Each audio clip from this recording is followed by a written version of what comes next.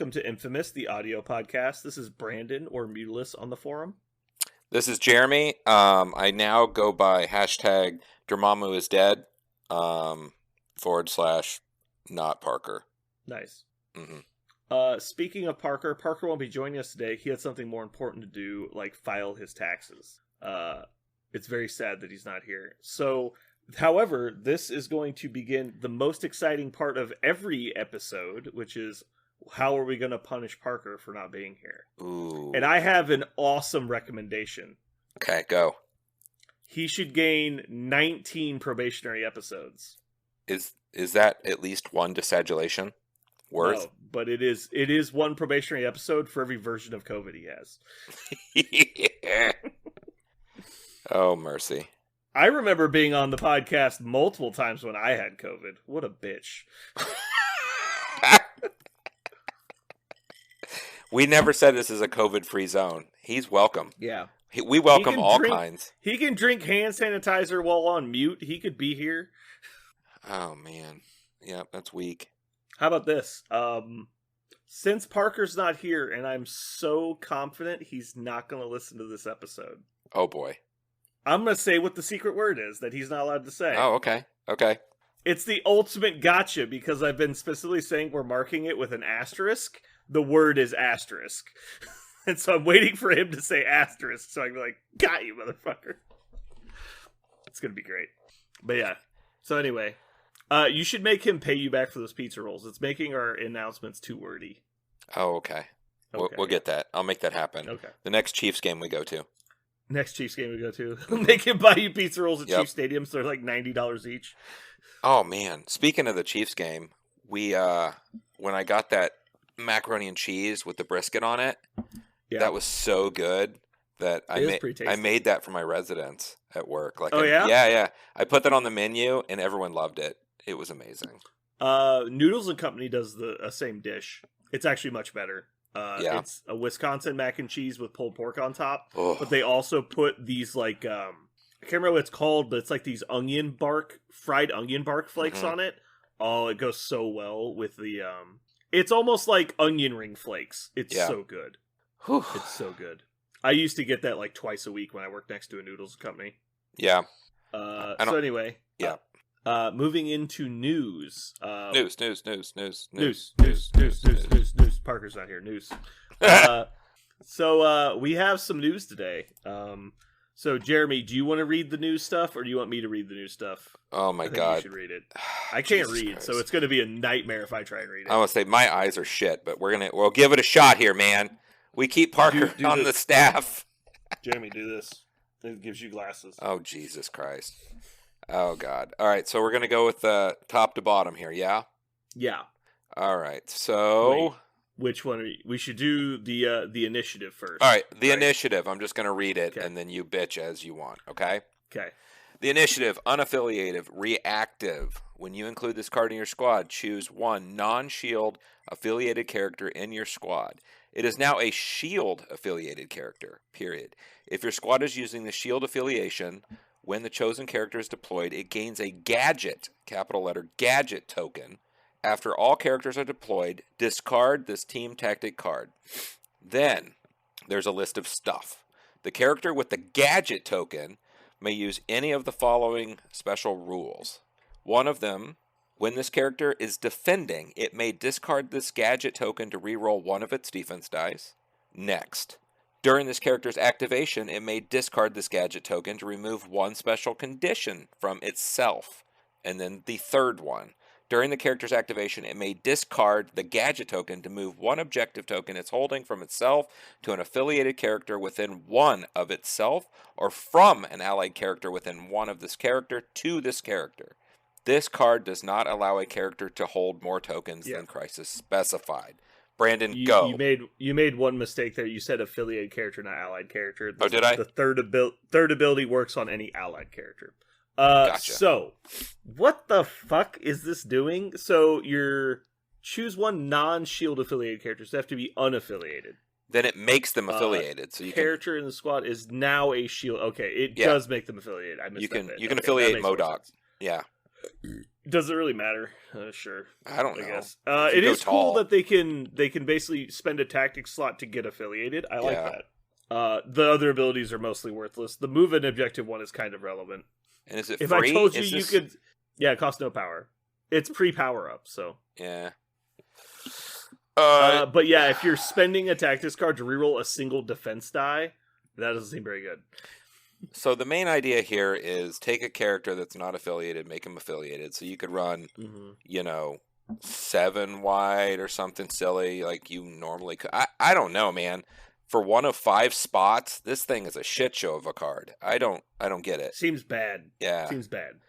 I do like it because it's cute and it can break some weird stuff. I feel like this is a playtest for something like this in the future for other affiliations. I agree. So it's intentionally bad in case it goes off the rails. Yeah, I don't see how this is good.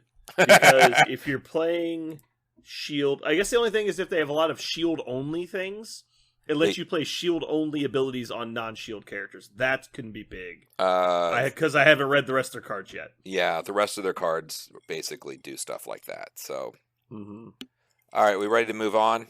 Yeah, in itself, this seems very bad. I assume it combos with something. Yeah, so let's move on to the next one. Okay, let's zoom in here a little bit because this is bananas. All right, so we've got we've got a Helicarrier Strike. It's one of those crazy attack cards. So let me read how to play it first. So shield, it's active. During its activation, an allied shield character may spend 3 power to play this card. The character may use the attack listed above. So it's 3 power to do this thing. So this is once this activation, yeah. All right, so Helicarrier Strike. It's a range 5, 6 strength, 0 power. The attack ignores line of sight. The defending character does not benefit from cover. Before choosing a target, this character chooses whether the attack is it energy or physical. Okay, and then Scorched Earth on a wild.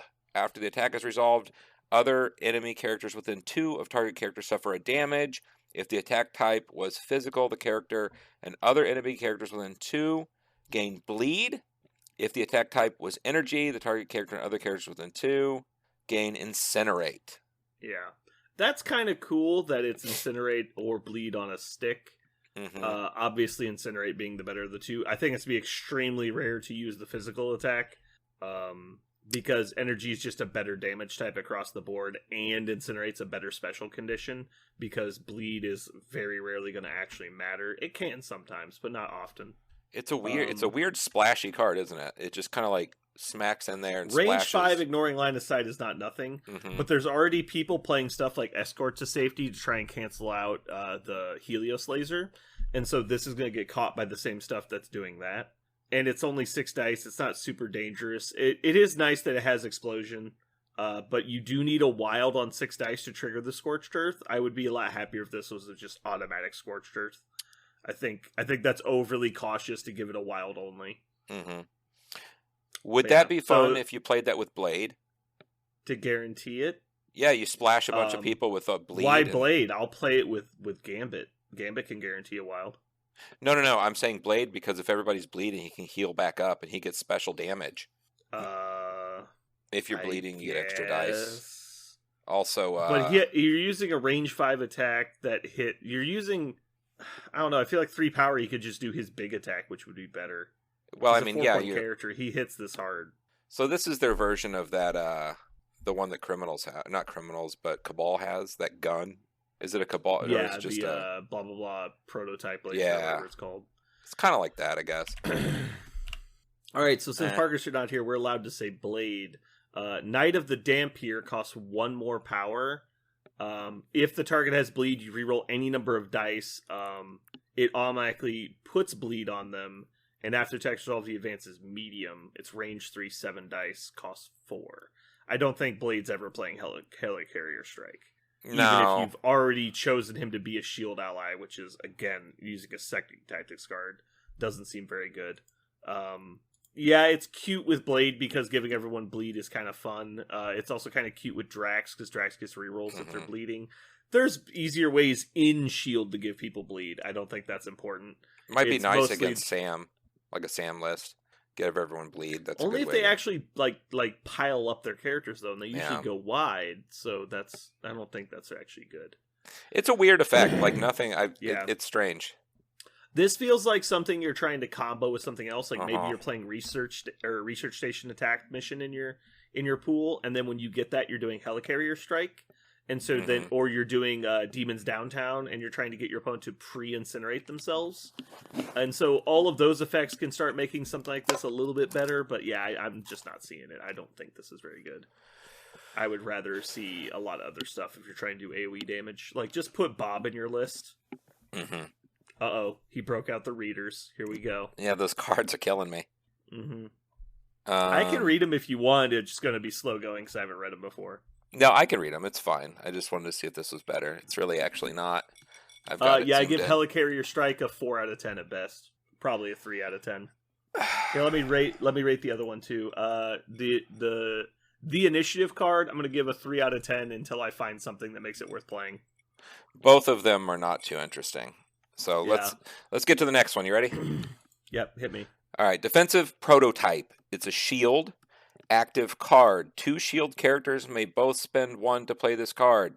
While these characters are within 3 of each other this round, they cannot be pushed, thrown, or placed by enemy effects, and advancing enemy characters cannot place a movement tool that would overlap either allied character or a straight line drawn between them unless enemy characters are climbing. Characters cannot draw line of sight through these characters or through a straight line drawn between them this round. Holy shit, what a mess. It's Web Barrier. Yeah, and that's not any fun to play that card either. Web Barrier is complete trash in defense. It's literally one of the worst cards of the game. However, it doesn't have the can't be moved or pushed thing. Yeah, that reminds me of... Oh, no, it does. It is exactly Web Barrier. 2 Web Warriors can both spend 1 to play this card while these characters are within 3 of each other. This round, they cannot be pushed, thrown, or placed by enemy effects, while advancing characters cannot place their maneuver tool overlapping them or a straight line drawn between their bases unless climbing. Characters cannot draw a line of sight through these characters or a straight line between them this round. It is exactly the same wording. It is Web Barrier, so this card is trash. It's a 1 out of 10. It is also trash. I have played it in the absolute premium situations. It just doesn't matter. It doesn't change the game state enough. Mm-mm. The only time it matters is when you could have just, instead of playing this card, played tactical analysis, and it would be better because just moving the character further away is better than trying to do this stupid shield crap. It doesn't work. I'm not interested. I don't like when they reprint cards for different things. It's bad. I don't. It's bad. Yeah. Are we moving on? Yes. Because the next one is great. Excuse me. It is the classic, everybody's favorite, the Shield Mobile. Shield Mobile. I'm like, no. The Shield Mobile. Yeah. All right, so it's Shield. It is active. An allied Shield character may spend 3 power to play this card. The character gains flight this round. It immediately advances long. Oh, this is not nothing. No, Jeremy, this is very much not nothing. It is not nothing. It's a big deal. So it's climbing gear. It's climbing gear for long plus flight. It's insane. Yeah, that's not nothing. Wow. I mean, who doesn't love that card? Like, that is an amazing card. Trying to think. So it's extreme conditioning plus climbing gear together. And because it immediately works. It's the another immediately move. It's literally extreme conditioning combined with climbing gear. Yeah, this is an A+ card. This is an 8 or a 9 out of 10. So is this where you need a gadget token so that character can use this? Well, the gadget token doesn't matter as long as you play the tactics card. No, an allied shield character may spend 3. So yeah, you do need to play the initiative on a non-shield character to give them access to this, which might be worth it. But I can't imagine you would know that in advance because the initiative has to be played in the deployment, right? Allied character in your squad includes. When you include this card in your squad, choose 1 non-shield affiliated character in your squad. It is now a shield affiliated character. If your squad is using shield affiliation, when you choose characters is deployed, it gains a gadget token. So you have to do it in advance. So you can't do it like in the moment when you know what needs to happen. You have to do it beforehand. You play this on Juggernaut. I was thinking about that, but he's already so fast, I don't think it matters. This would be actually amazing on Magneto. Surprise Magneto moves long.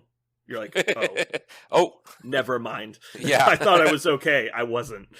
It was at this moment he knew. Yeah, I think this card changes shit up. Like this will be this is a big deal. This is the first thing I've seen that entices me to play Initiative. And I don't even know that you need to, because moving She-Hulk speed long for free seems good. Oh my god. Yeah. Yeah, I forgot She-Hulk. All right, yeah. Shield. This is an 8 or a 9 out of 10. This is the best card we've seen so far by double at least. Mm-hmm. So yeah, let's go to next, because that's a very simple card. Okay. Okay, next card. Battlefield Medicine. Shield. Active. During a shield character's activation, it may spend 2 to play this card. Remove up to 3 damage and 1 special condition from the character or allied characters without a dazed token within 3 of this character. Here's the interesting part. This card may not be included in a roster or squad with MedPack team tactic card. Yeah, it's not restricted MedPack. Yep. Which is cool. That's pretty cool. I love this. This is great. Yeah. Because it frees up your restricted slots and is better than MedPack. And we already know MedPack is awesome. So the only problem is it's shield only, which is not going to be a problem because they've already shown that they're going to benefit you for having shield only characters. Mm-hmm. So they're already clearly going to be all shield characters in your roster. This is not probably worth playing the Initiative, but it's close. It's very good. Yeah, I mean, it's such another 8 or 9 It's out a of 10. great card, yeah. And it's cool to see that all of a sudden we're going to start getting these type cards with a whole little, like, you can play this but not that. That's kind of cool. Yeah, like animosity, so you don't have to worry about them playing together, so it doesn't affect the playability of MedPack. Yeah. Yeah, I like it. This is probably an 8, and I think the Shield Mobile is a 9.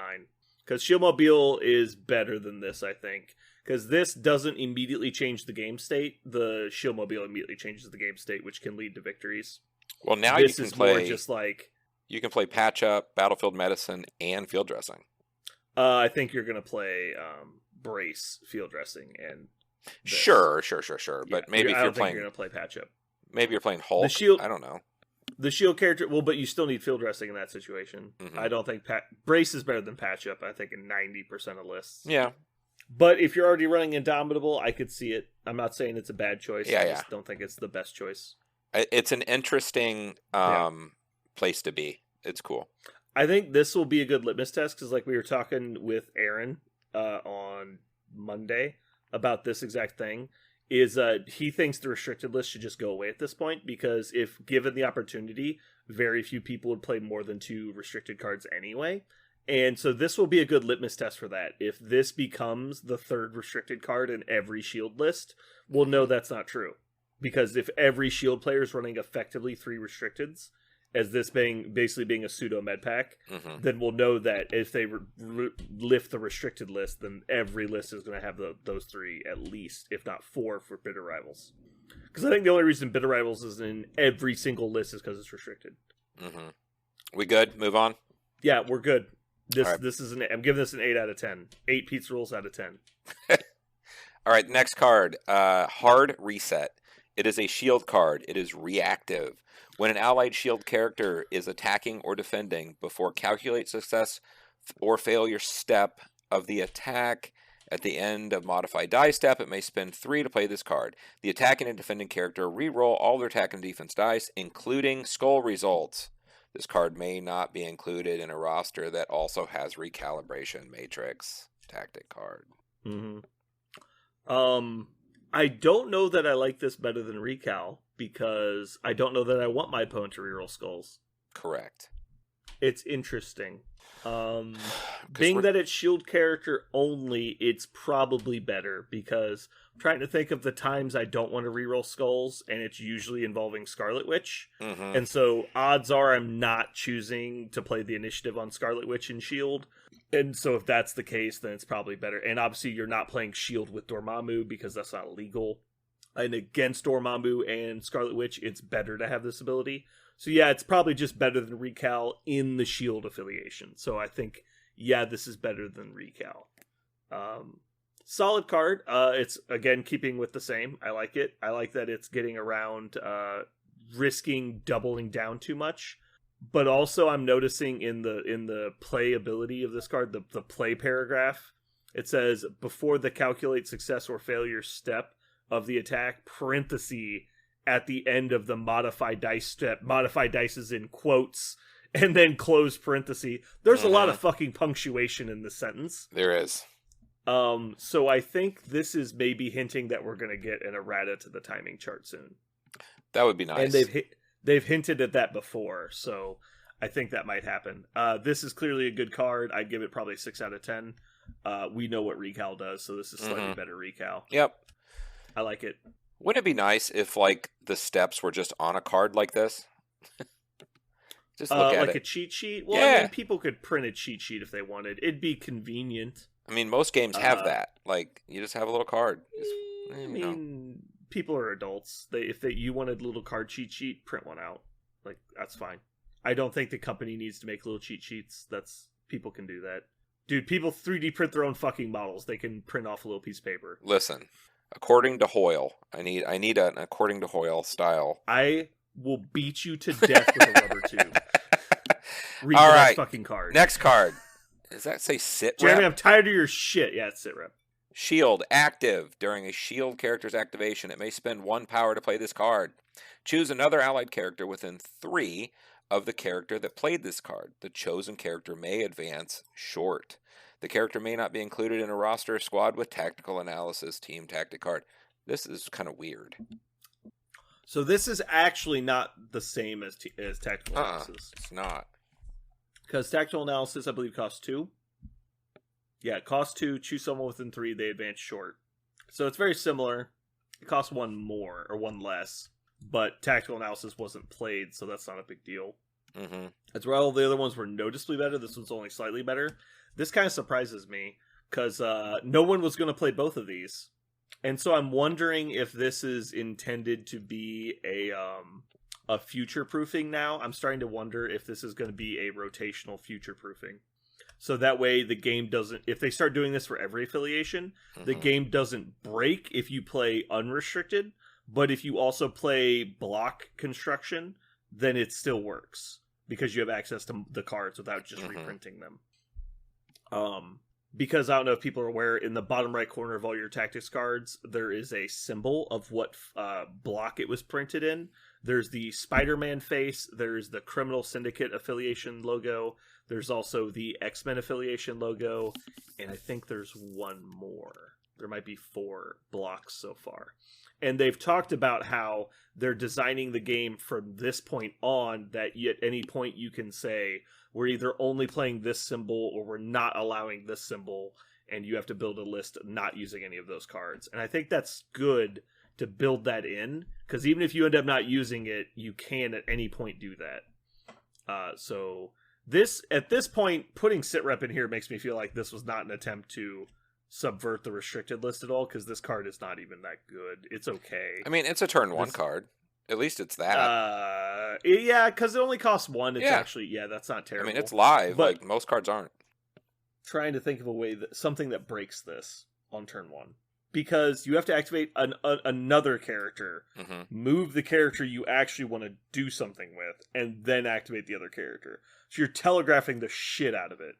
And you could do it before, you just need a character with 2 power, which isn't even that hard to come across. Well, I think that's why it's the best for turn 1, because a lot of things are just like, I'm moving this up, you're not close enough to do anything, I'm going to jump up, grab something, and move back. Perfect example, though, you've played Dormammu for the last 2 months. Like, every one of your characters has 2 power on turn 1. How many times do you play Tactical Analysis? 0. 100% it is 0. I know it's 0. Don't even pretend it's not. Once. No, never. Yeah, exactly, never. Yeah. So, I don't know. Sit rep seems like a 4 out of 10. It's better than Tactical Analysis. The fact that it only costs 1 is nice. Being that shield only is but it can move non-shield members, which is nice. It's clearly better than Tactical Analysis. Yeah. Tactical Analysis is probably a 3 out of 10. Yeah. I give it a 4 out of 10, maybe a 5. It's interesting. Now that, because, I mean, anytime anybody's ever looking for something that moves somebody, they're looking at either aim lackeys or climbing gear. So the fact that there's another option for shield is cool. I'd like to see what people do with it. Especially because they got the card that lets them move long on their turn. I mean, like, They have a really good move card already. Yeah, so I don't see that getting used a whole lot. But it moving somebody who isn't activating, which is cool, but also Shield Mobile does that, right? Yeah, it's not during activation, so it moves anybody. Anyway, yeah, it seems okay. It's the worst move card that Shield has, so moving on. All right, so we're going to go to... Oh, good.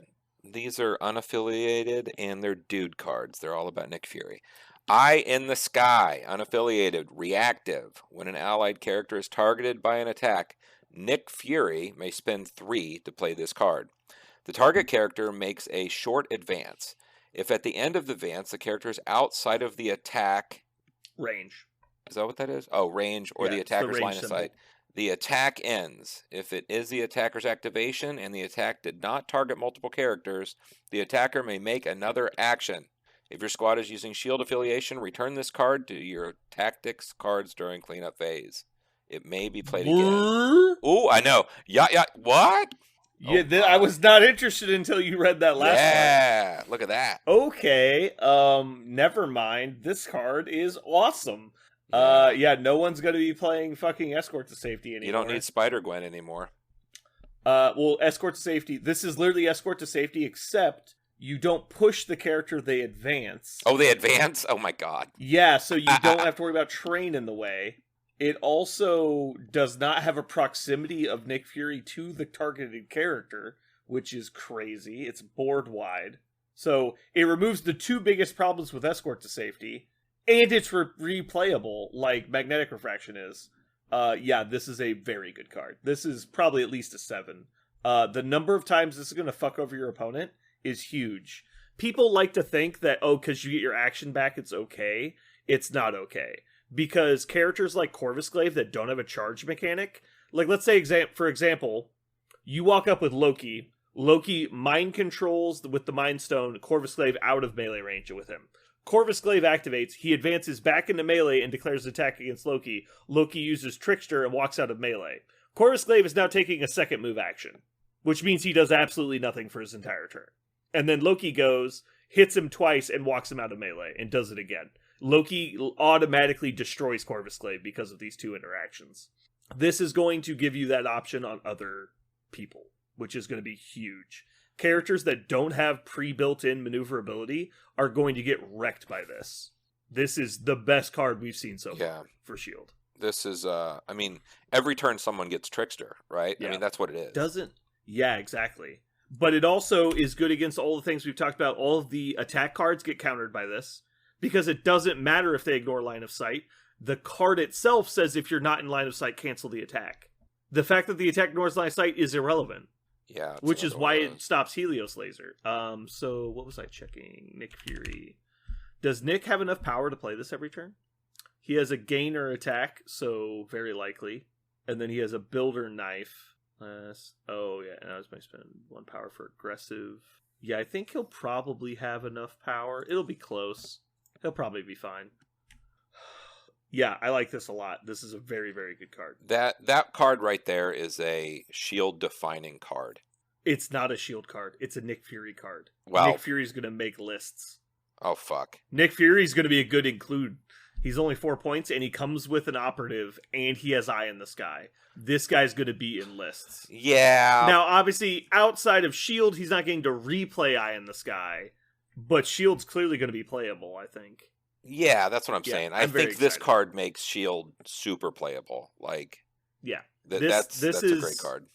This is the defining card for Shield. Mm-hmm. Like, just think about She-Hulk. She-Hulk has automatic aggressive. She has spend 1 power to advance again if you're winning on victory points, and she has escort to safety whenever she wants it. You just broke my brain. Yeah. I'm done thinking about that. You're like, I attack She-Hulk. She moves 3 times. You're like, excuse me? Like, God damn it. What did you say? my brain is broken. It's like, God damn it. Very good. This is a 9 out of 10, I think. Yeah, it's a good one. Because of its flexibility. If you're not playing Shield, it's probably only like a 6. But the fact that this is always on the table and your opponent can't play around it, that's very frustrating. All right, so we got reposition, unaffiliated, active. Nick Fury may spend 2 power to play this card. If an allied shield agent's character is on the battlefield, Place an allied Nick Fury within one of the shield agent character. Okay. So the important bits here.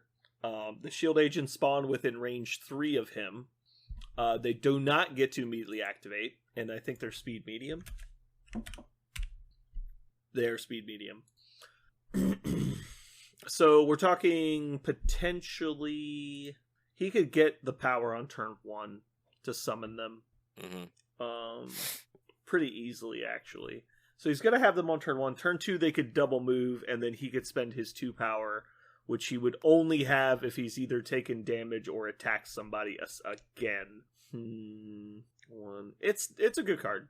It lets you be overly aggressive, because what's basically I expect to happen with Nick Fury is kind of what happened in War Machine with summonable models, is you try to outnumber your opponent, bleed them out of activations, and then last activation, use Nick Fury to summon them to contest points that your opponent isn't on. So you force them to protect every objective. Or if you can manage to injure the people that are soloing protecting a point, you can run the operative over there to contest. This is okay. It's good utility. I don't know that it's that good. I don't think it's getting played very often. They clearly have too many tactics cards to try and fit this in. I don't know. It's probably like a 3 or a 4. Nick Fury isn't particularly scary at close range. It's just a scenario card. And you're going to have to try to get you have to physically try to get the operatives away from Nick Fury already. So it's not that big of a deal. Yeah, I'm not sure the whole point. Like, yeah, it's exactly. Why would he spend 2 when he can save up and do Eye in the Sky again? Like, Jesus Christ. Yeah, exactly. Well, he's going to take damage at some point. Yeah. Okay, next card, Life Model Decoy. Shield card, active. Nick Fury's got another card. Nick Fury may spend 3 to play this card. Nick Fury gains 3 LMD tokens.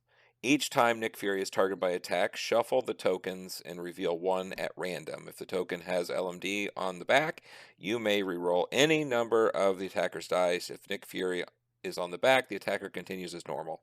At the end of this round, remove all those tokens from the character. This is Doctor Strange's card. Yeah, this is Vapors of Altor, but worse because it can only target Nick Fury. Vapors can target any model.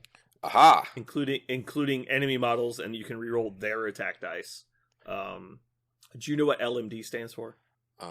Limited Mushrooms Dynamic. No, Life Model Decoy, the name of the card. That's fucking genius. You were like, LMD. I'm like, did you not read the card? No, I didn't put it together. LMDs are basically proxy bodies. They make android lifelike replicas, like Terminators, basically. Yeah. Okay. Yeah. So, but they're not like actual Terminators. They're just very good approximation androids of particular people. Gotcha. But yeah, so this is a good card. It's okay. I don't think it's really that worth playing. It's cute. I don't know, probably 3 or 4. The fact that it can only be played on Nick Fury is hugely limiting. The fact that it costs 3 power is hugely limiting. Vapors of Altor isn't even played that often, and it can target anybody, which can get really wonky. Like, you can put it on Hulk, and everyone attacking Hulk has a 30% chance of basically not doing any damage. Sorry, 2 and 3 chance of doing basically no damage. Because rerolling the attack dice in any combination is absolutely huge, because let's say you're doing a 6 dice attack. Well, the average number of hits is like 4. Well, I'm going to reroll those 4 dice, so I'm basically turning your attack into a 4-die attack. Because it's not reroll the whole roll, it's reroll any of the attack dice. So I'm only rerolling the hits, so it's completely neutering your attack rolls. Yeah, it's pretty bad. It's a very, very good effect. The problem is Nick Fury isn't tanky enough to survive much after that anyway. Because what is he? 6 hit points? He's got an okay stat line, I guess. He doesn't have any other defensive abilities. It's just it's another obnoxious card. I mean, if you really want to make him live forever, I'm sure you can. He just duck, dive, dodge. I would rather just play Inspiring Monologue, and it's a lot more flexible. But yeah, this is an okay card. That's all of them. There was 11. That's all the cards? Yeah. All 11 cards. Yeah, there were 7 of them. Okay. So the best cards here are Probably a toss-up between Eye in the Sky and Shieldmobile. Honorable mentions are Battlefield Medicine, Hard Reset, and The Initiative, which I think is going to be more silly than good. I feel like The Initiative, there's something there that this isn't clicking. Someone's going to unlock that garbage on something. Like, there's something. I don't think so, unless there's more shield-only stuff that we haven't seen yet. This is not even making the cut. How are you fitting this in your 10, let alone your 5? You're giving up med pack for this? No. You're giving up field dressing for this? No. The Batmobile? Because remember, because you don't have to put med pack in your list, and you don't have to put, I guess Recal was the only other one that was super good, I think. So you can put med pack, field dressing, and bitter rivals in your list. Mm-hmm. Shieldmobile is the 4th. Yeah. You're saying the Initiative is the 5th? No way. No way that happens. Eye in the Sky is making it in way before the Initiative. Oh yeah, I agree. Yeah, so this just isn't happening. Unless you have some weird combo you want to do, in which case, power to you, but I don't see it. Okay. Well, that was fun. That's a big card dump. I think we're starting to see the silhouette of what Shield is supposed to be. I mean, there's some information there of like, here's how to lean. Yeah, the Eye in the Sky is going to be the bitch, man. That card's going to be a they feel bitch. like the generic Synergy faction, which I like. That feels like a good spot for them. Is Captain America in Shield? No. How is that possible? He's not really Shield. He's an Avenger. He has a shield. Actually, hold on. This is not updated for the Shield affiliation. We don't actually. If they even announced it, I don't think it's official yet. No, they just had. I think they just had the picture. Yeah. Yeah, the picture was basically the people we expected, except minus Captain Marvel, and there was one other one that we thought was going to be in that wasn't. I can't remember who it was. Taskmaster was kind of weird. Yeah, we'll find out for sure soon, but it seems to be a lot of the generic like Shield characters. Mm-hmm. Yeah, no Captain Marvel was really weird. She-Hulk, yes, kind of made sense, but Captain Marvel should have been before She-Hulk. All right. So let's go ahead and leave the news for now. Leave news. Currently playing. So I've still been playing my Brotherhood list. I've been liking it a lot. We talked about this in the pre-ramble a bit. We wanted to talk about Criminals, because we finally have someone in our meta that's playing Criminals at a competitive level. And it's good to see them finally coming back in, because we know they've been good, we just haven't been playing them. So I played a game... I played a lot of games against Aaron lately, which is good, because I like playing Aaron. The first time we played, I ended up doing Go Wide Brotherhood with Mystique, and we did Gamma Wave.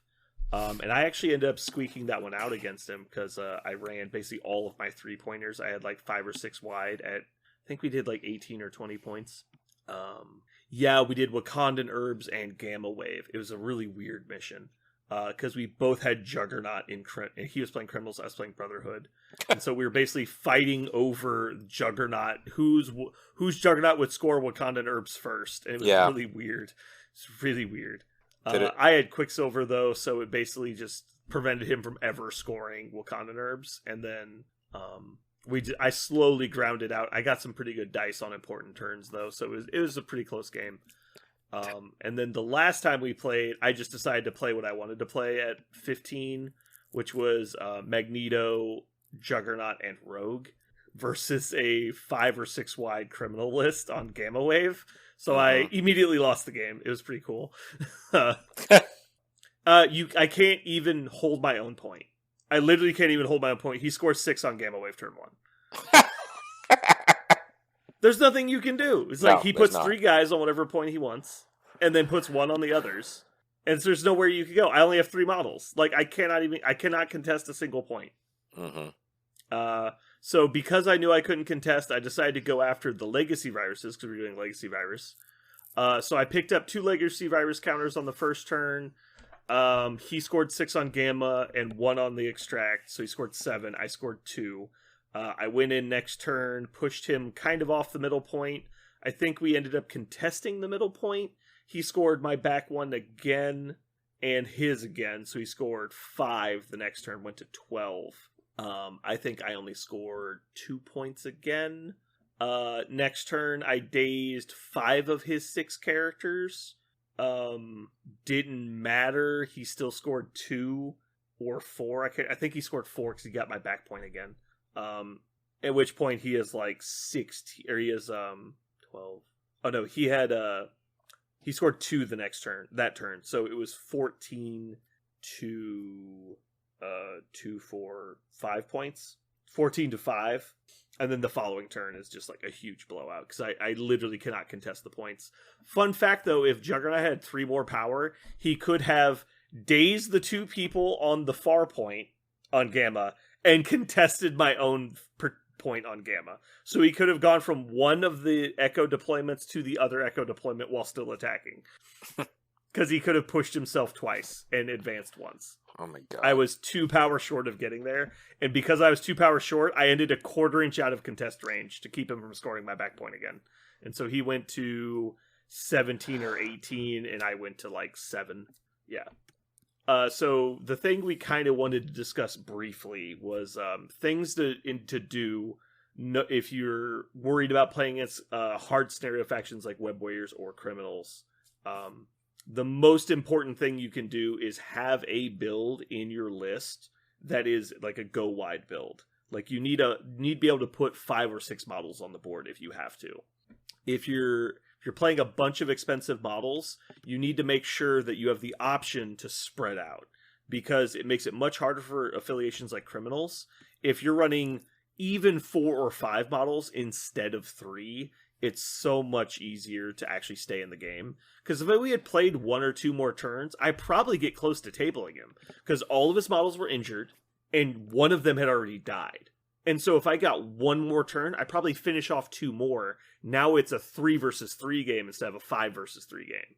And so all I needed was 1 more turn. I could start contesting points again. But I just never got there because he's scoring 7 every turn. We had very much the same game as you. I wanted to play what I wanted to play. Yeah. So it turned out to be the same thing. And I was thinking almost exactly as you. If we were going to play to 21 and I had an extra turn or 2, he's got no more models, but that's just not the way the game is designed. And that's the whole point of those affiliations too. Like they're supposed to race you to 16. Yeah. And I get it. It's just like sometimes I'm more worried about the casual players. Like I know that what I was doing was really dumb, and I knew I was going to lose. Yeah. I knew I was going to lose in list selection, but I just want to play Magneto and Juggernaut because it's fun. And so I get it. But I think it's really important to understand that if you want to compete against the entire game, you need to build a list that can play against the entire game. So I think a hard counter for it, and not even hard counter, but it gives you a game, and it also gives you a game versus Web Warriors, is displacement.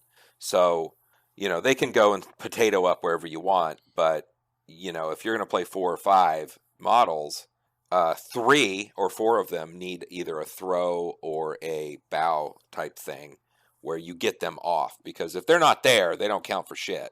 But if they stick where they're going to be, like, you can't compete with that. You got to get some of them out of there. Yeah, because every control effect is double effectiveness versus Criminals, because their guys count as 2. So throwing a guy off a point is like throwing 2 guys off a point. So yeah, that's really important. Web Warriors, it's a little bit harder to do that against, because you're not getting double efficiency and they're moving you off the points as well. And so if they're going last, it gets into this really weird, like, I'm just going to counter everything you do situation. This is a bit like when I was talking about last week with the F secure, the Foxtrot secure deployment, where there's 5 secures. It doesn't take much to put it over the top, because the whole point of like the Bravos and the Delta deployments on the secure missions, which is why there's so many 4-point secures, is that it's meant to be even. Both sides are supposed to get 2, or both sides are supposed to get 1, and you fight tooth and nail to take one from your opponent.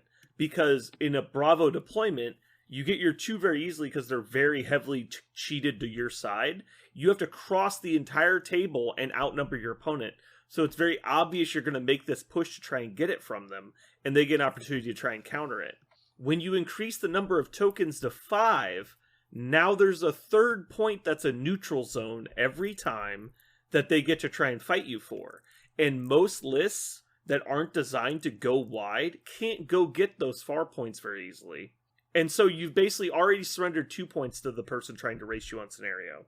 The middle point, all of his characters are going to, and in criminals, at 20 points, that means he's putting 3 or 4 guys on it, which means you have to compete with effectively 8 contesters.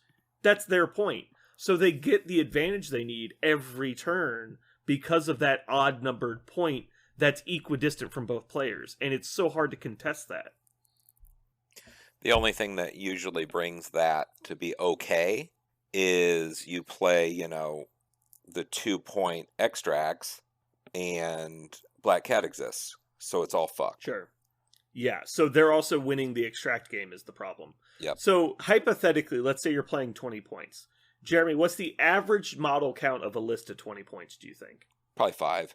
5. I would agree with you. I think 5 is average, assuming you're not trying to make an intentional effort to go high or low. So 5 model list against criminals who has a lot of long movers. Your only option, in my opinion, is to put 2 people on both back points. Because if you only put 1, they're going to outnumber you and go last and move a long mover to your side of the board and take your point from you. Mm-hmm. So you have to put 2 people on each one. So the criminal player running at least 6 wide at 20, probably 7 wide at 20, is going to take his 2 long movers, if not 4 long movers, and as the last activations of the turn, move 1 to each of the back points and contest your points with 1 guy. So you're not scoring them, and he's going to easily score his, and then guaranteed score the middle, because he's going to put 3 guys on the middle, and 1 guy on each of the other 4 points. So he's going to have effectively 6 contesters on the middle, and 2 on the other 4. Mm-hmm. You have no chance of scoring any secure points turn 1, and we already know that at best you're going to break even on extracts.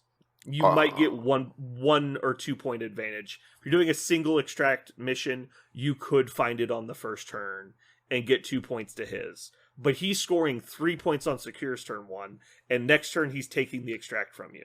Yep. And so now he's scoring 3 secure every turn, guaranteed above what you're scoring, in my opinion, and he's getting the 2 points off the extract. So he's outscoring you by 5 every turn. And it's just as likely he found the extract on first turn. So he's actually scoring 5 points on the first turn also. So you basically have 3 turns to win the game, which is basically impossible. Because you don't really get to attack first turn.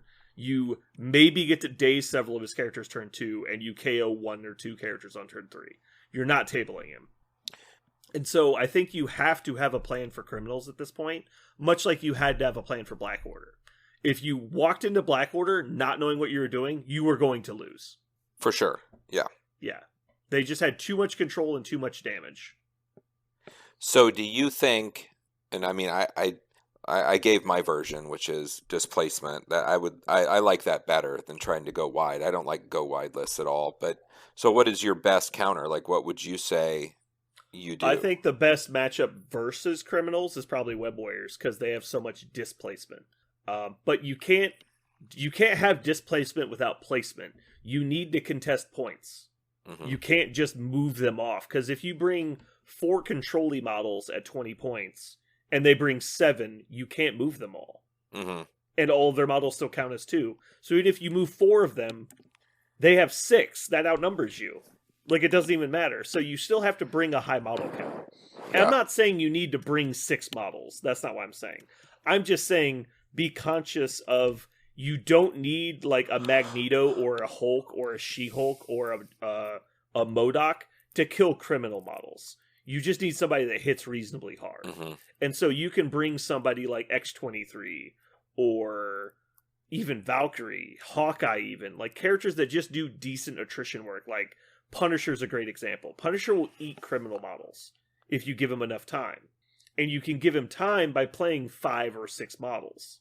Yeah, criminals can't really kill anything if they go wide. Yeah. They just don't have it. If they go wide, they're not playing combat, which means you don't need combat either. You need longevity. You need to make the game last 5 turns. If the game goes to 5, you can beat criminals. So just be cautious of it. Yeah. Don't try and do this crazy over-the-top attrition list with like MODOK and Hulk and Magneto. It's like that's way too much. It's like, just slim it down, go lean efficient, and just play good models that are cheap. And you will do well against criminals. Especially if those cheap models have board manipulation. Perfect example, Ghost Spider. Ghost Spider has 2 ways to move models, has a lot of action economy, and has a lot of long-range abilities. Perfect example of what's good against criminals. Shuri is another great example. Shuri negating potentially the effectiveness of 4 contesting models with 2 attacks and giving your army rerolls is amazing. Like, Shuri and Ghost Spider in your list goes a huge way towards preventing criminals from beating you.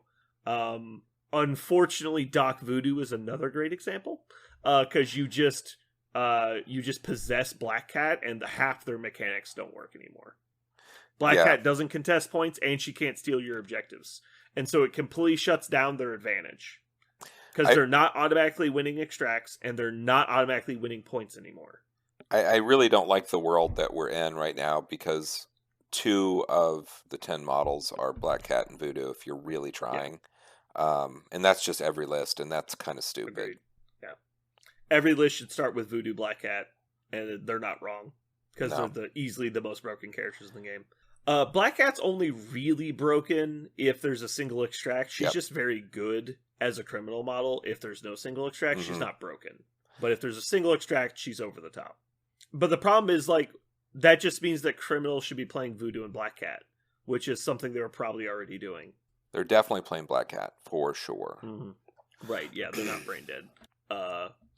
Black Cat's great. A lot of them, I've seen people running... what's the other long movers? Wasp and Ant-Man are both interesting because they get really far because of their transform mechanics. I personally like Ant-Man. I know some people like Wasp. I think Ant-Man's the superior of the 2. And then finally we have Black Widow is a really good drop-in because she's only 2 points and she's a long mover.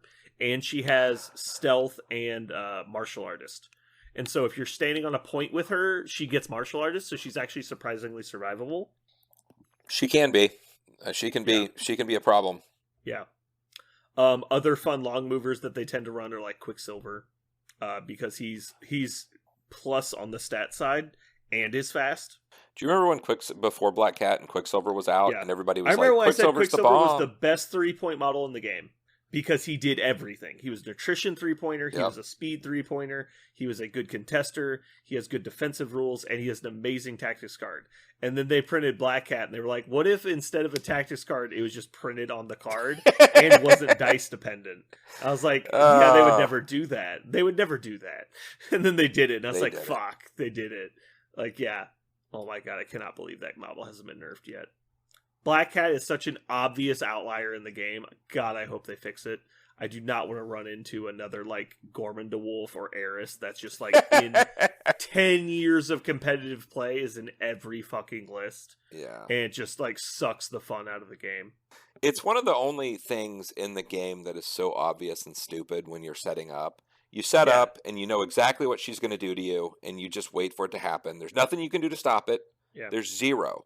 Because there's very little. The days if they outnumber you, there's basically nothing. Especially mechanic. With all according to plan in play. They could outnumber you, double move her long to stand on top of you as the last action. Next turn, play all according to plan, get the initiative regardless of what actions you take, steal the objective, and long move twice and place 2. Or long move twice and hand it to Kingpin. Like, it's so dumb. Their leadership is so good. It is undoubtedly the best leadership in the game. Yeah. It's not even close. That's actually exactly what Aaron did to me when we were playing. Yeah, I know. I watched it happen. I saw it happen. I'm like, ah. And of course, you know, I'm like, I can get Kingpin, but he's just going to do it again. Like, you know what I mean? Like, it's just going to keep happening. I can't stop it. Yeah. Yeah, that's the problem. Is like, you go through all this trouble to, like, daze Kingpin and get it back, and then what happens next turn? Black Cat steals it again and gives it back to Kingpin. You're like, cool. Yeah. Like, this is definitely a good interaction that definitely isn't broken. You're like, okay. This is fine. It's fine, I guess. And this is assuming that she doesn't just want to run away with it. That she only hands it off if she's not likely to live. And sometimes she can just run away and there's nothing you can do about it. Yeah, it's very stupid. Black Cat needs to be fixed. I think criminals in general are a little too strong. They're not crazy, but I also expect Web Warriors to get a nerf coming soon because of the way the Shadowlands Daredevil leadership is worded. I think they're gonna standardize that wording throughout all of the leadership abilities. What do you mean?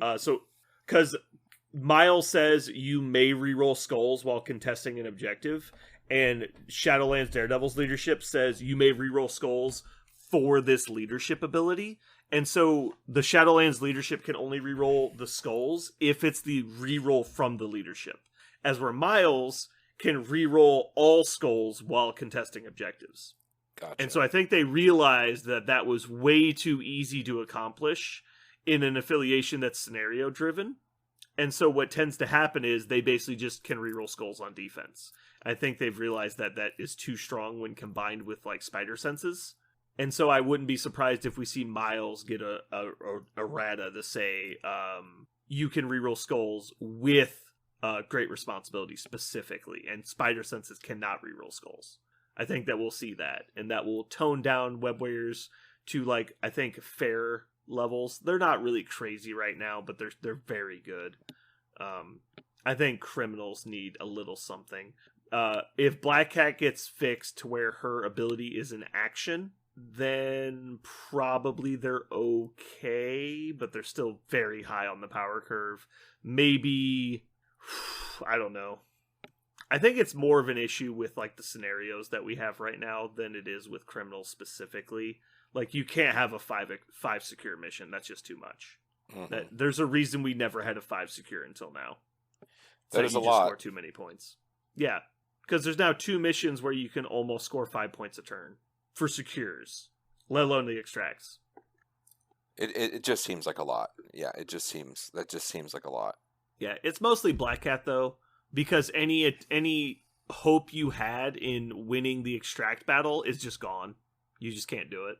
Because he could play Quicksilver and Black Cat and steal 2 tokens from you in the first 2 turns. And if he got to go first, even if it's a 5 extract mission, he has all 5 of them. What are you supposed to do? So stupid. It's like, what? It's like, how do you have 5? It's like, well, I went first, so I got 3 of the 5. Quicksilver stole another one on the first turn because he punched you in your dumb face. And then Black Cat stole the other one on turn 2. And you're like, what? Like, how the fuck did that happen? Like, it's math. I don't know. Yep. What are you supposed to do? And criminals always have that. The first 2 turns, they score way too many. And you're like, holy shit. Maybe they could errata mission objective to say if you would drop or lose the token, that you just keep it or something, or hand it to somebody within 2, so there's some counterplay maybe. Doesn't it say that? No, because the steal effects say you gain the token. It doesn't say they drop it. Which is why when Black Cat gets possessed, she can't burglary anybody. Because the thought process was going to be if she burgles them and then she would gain it but can't hold it, she would drop it. But it never says they drop it and you gain it. They just say you gain it. Mm-hmm. And so, therefore, they never drop it. And so they just keep it. She's so stupid. It's very annoying. It wouldn't be so bad if you could like play Enchantress to counter it, but you can't even do that. It's so stupid. Yeah, I almost feel like they're going to come out with like a 2-point character that's kind of like a Wong, that's like, tokens and things cannot change hands while this character is alive. Like some sort of like... Just restrict Black Cat. She needs to be fixed. They need to make her thing cost an action because obvious all the other characters got that exact same negative. All of their shit that steals objectives costs an action, except for Black Cat because she came out like 3 weeks before the fucking errata came out. Yeah. And I don't know why they didn't hit her. They obviously should have hit her. It's very frustrating that they didn't. Yep, because the only thing you can do is, yet again, you run into the same deal of, like, its best counter is itself, Yeah. Or yeah. What do you do about Black Cat? Play Black Cat. What do you do about Voodoo? Play Voodoo. Like, it's very annoying. And what do you do about field dressing? Play field dressing. We know based on everything they've done and said that they'll fix it. Like, they know shit like this exists. They'll fix it. The fact that it's been months and they haven't annoys me because I know they're just waiting for like the next big opportunity. Mm-hmm. But like they had to errata Captain Sam for Nick Fury, so why haven't they errated Black Cat? Just do it. Just fucking do it. Will Pagani, do it. Do it. Do it. Do it. Do it. Do it. Do it. Oh God. I'm very annoyed. Every day that they don't fix Black Cat is a slap in the face and a flick to the penis. It's just very annoying. It's like, I mean, zap. As much Zap. so, I think a lot of the things they do and change are based on the TTS results and those people. And being that they're in the middle of their next season, this season 7, that might be very well why they haven't just slammed it in. They do tend to make these changes after the TTS seasons. So I respect that a little bit because that's the biggest sample size and the most public information they can get. But there's no intelligent human being that thinks that this doesn't need to happen, right? Yeah. Like, if you censused 1,000 MCP players, 1,000 of them would say that it's not balanced. And they know what the fix is. They know. It's one word and a colon. Add it. Fucking do it. Do it. One word and a colon. It's fucking bold word action colon space. Fucking, I'll do it for you with Photoshop. Give me $10. Like, just do it. Like, the biggest complaint I have about all of the developers, I actually love the Atomic Mass game developers. They're great guys, and they care about the game, and they put effort in, and I know it. They're not just fucking going through the motions, printing, like, regurgitated crap. I love the work they do, but my biggest complaint about them is that they take their feedback from very specific places, and those places tend to be the TTS League and Ominous's podcast. And I get it, but like, come on, guys, like you know what needs to happen. Just fucking do it. Like, you gain more respect by just doing it. Do it. Oh Lord, I wish they would do it for just because. There's things that I like about those models that I would like to play them, and I don't like being raped by that model, and like I just don't feel right playing them. Like I want to be able to play everything, and I know some things you feel dirty, right? It's just like dirty playing pool. Haley 2. Yeah. It's like playing Haley 2 in War Machine. You're like, yeah, but like this isn't okay. Like, we all know it's not okay. We know it's going to get fixed. It's just we're playing the waiting game. Mm-hmm. Yeah. It's like 40K when the rule of 3 was coming. Or like, guys, we know it's coming. Like you clearly are not meant to be able to take 75 heavy weapon platforms and no other units. Like, that's clearly not okay. Like, maybe you're not supposed to take, 35 captains on bikes. Like, that's probably not an intended to be legal list. And so everyone knows something's going to happen, but it's like your only option is to abuse people in the meantime or avoid it and hope you dodge it. Because you don't want to inflict it on people, and you don't want to have it inflicted on you. And so, yeah, it's just very annoying. All right, so criminals are lame. We get it. It's not criminals. It's really just Black Cat and the new mission and criminals all rolled together. But hey, it's their day in the sun. That's okay. It is. It's not like they're unbeatable. I don't like when you have to tailor your. It's like, and another War Machine analogy. But guess what? We played War Machine for 10 years. It was like when Crix were broken for 10 years, and everyone knew Crix was broken, and every single person put 50% of their list's resources into beating Crix, and Crix still had a positive win rate. And just no one talked about it. Like, it was just like we all know it's broken. We're just not going to talk about it. It's like, no, it's broken. Like, stop. Like, stop it. We have 75% of players in the game are just trying to beat Crix and failing. Yep. It's like, come on. Well, the funny part about that whole situation was everyone kept their head turned that worked for the company, right? Everyone was just like, I don't know what you mean. And then it happened in front of people. The lead developer was Captain Catskull Leather Jacket. And you're like, bro, we get that you love Crix, but chill out. Yeah. And then it actually happened in front of one of the developers of the game, and it happened, and everyone saw their eyes, and they looked at the guy, and the guy looked at them, and the guy saw what happened, and everybody was like, dude, you saw that. We saw you see that. And then they actually had to change some shit, because it was like, you have to be responsible. Yeah. So there was one of the card games I used to play was a Universal Fighting System, which is the same game I've been trying to get Jeremy into recently. It's called Universus now, but originally it was called UFS, and the only two genres it had under its influence was Street Fighter and Soul Calibur 3. So there was a character released in the game called Cassandra, and she's the Sword and Shield girl from Soul Calibur 3, and I don't know what she does in the fighting games, I don't really play fighting games, but I thought the card game was really fun. But her ability in the card game was whenever your opponent plays a card, you may discard a card. If that card matches the same type as your opponent's card, it cancels all effects of their card. So imagine if you've ever played Magic for comparison, if your opponent was to play a land, and you could discard a land to cancel the fact that they played a land. That was how powerful it was. So you just played twice as many lands as you need, and your opponent never gets to play lands. That was how stupid it was. You would just sit there, and your opponent would never successfully play a card for the entire game, because this ability was so broken. And so fun. we sent messages to the developers, we talked to them in person, and they were like, no, I don't think it's as bad as you guys think it is. It's probably just like recency bias. We're like, no, it is the most broken thing in the game. It needs to go away.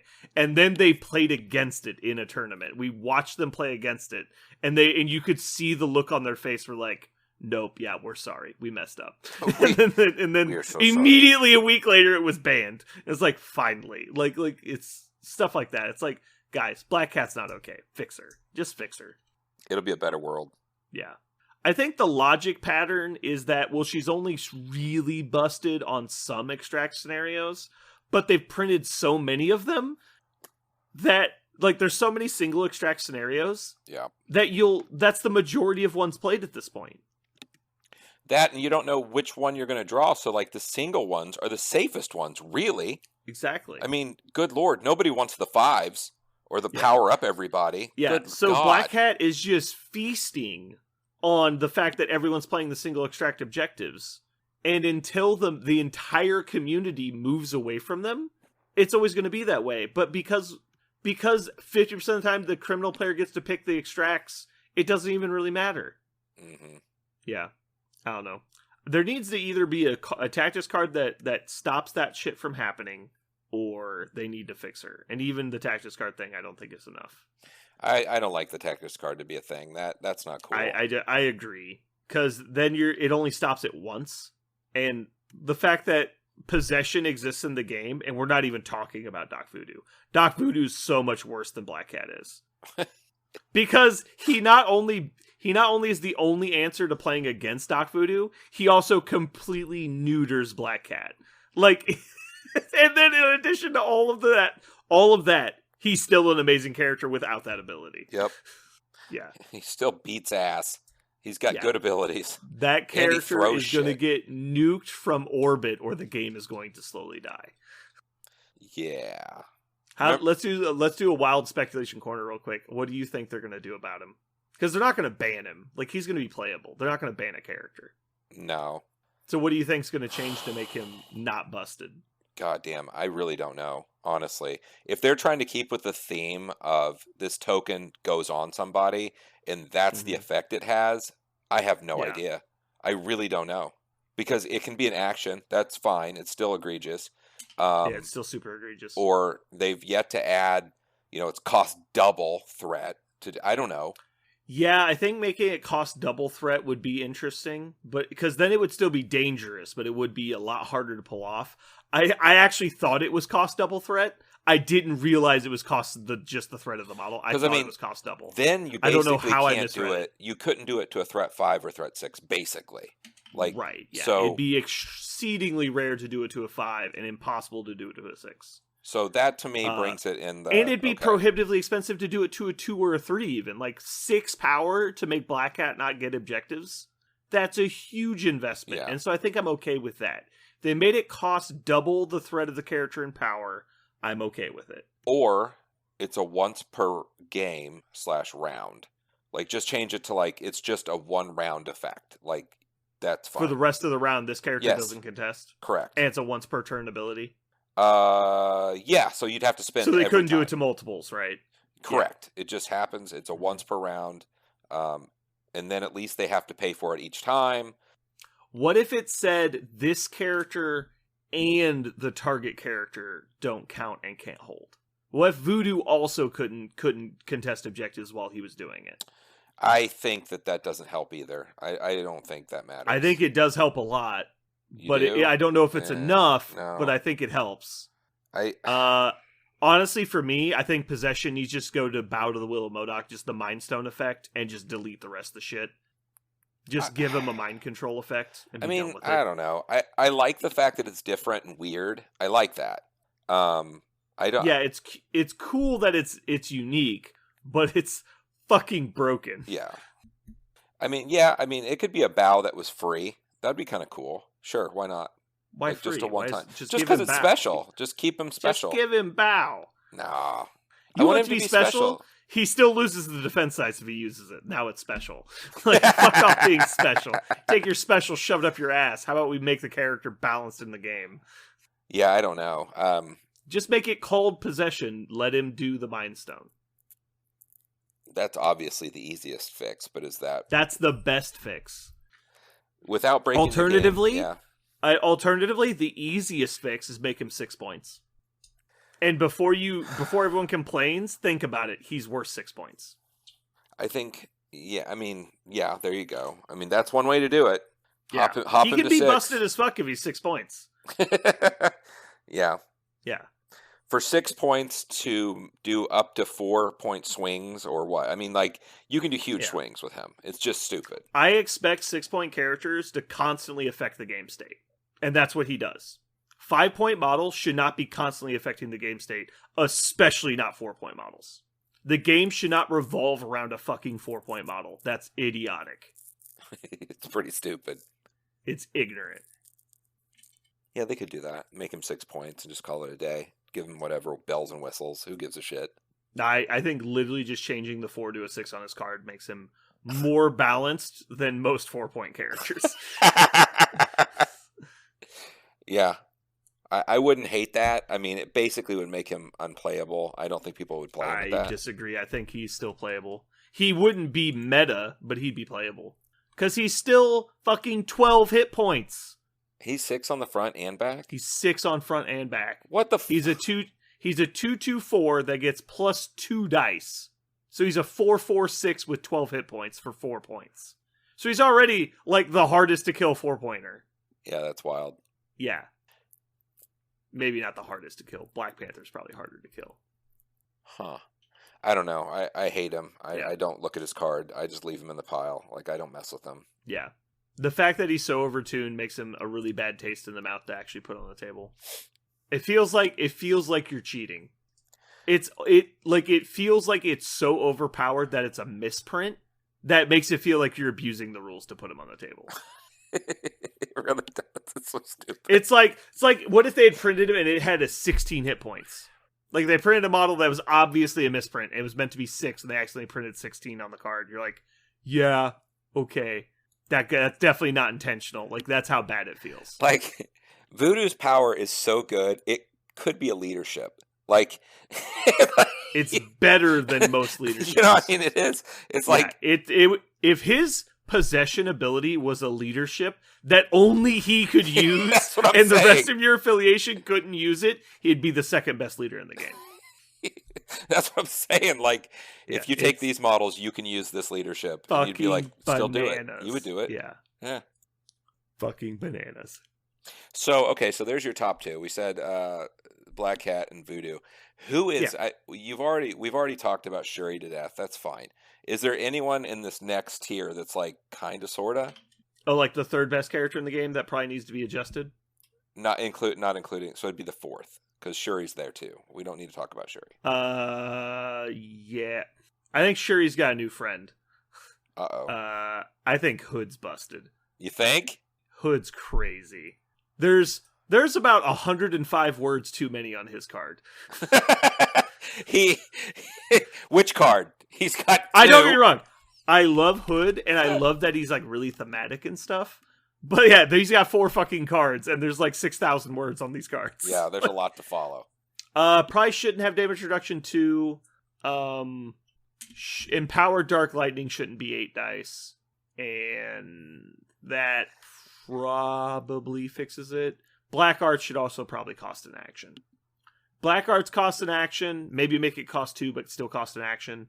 Give him DR1 instead of DR2. that's probably okay. Dude, when probably he uses black arts... Probably should still come down to 7 dice on the empowered Dark Lightning. I feel like I'm cheating when you black arts into Luke Cage. Yeah. You're like, he doesn't bleed or anything.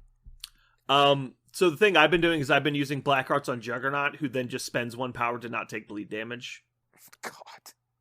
But yeah, you can choose someone immune. You can also just play Legacy Virus and remove bleed for free.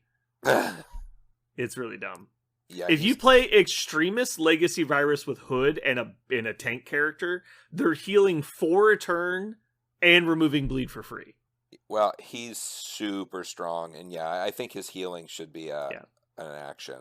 The primary, like, crazy. It's so much beyond the abilities on his card. The fact that he transforms in response to damage is huge. Oh yeah, you can place back onto a point. You can place out of attack range. It's huge. If you fail to one-shot him on your first attack, he gets incredibly more powerful. And plus, he got a really good tactic card too. Yeah.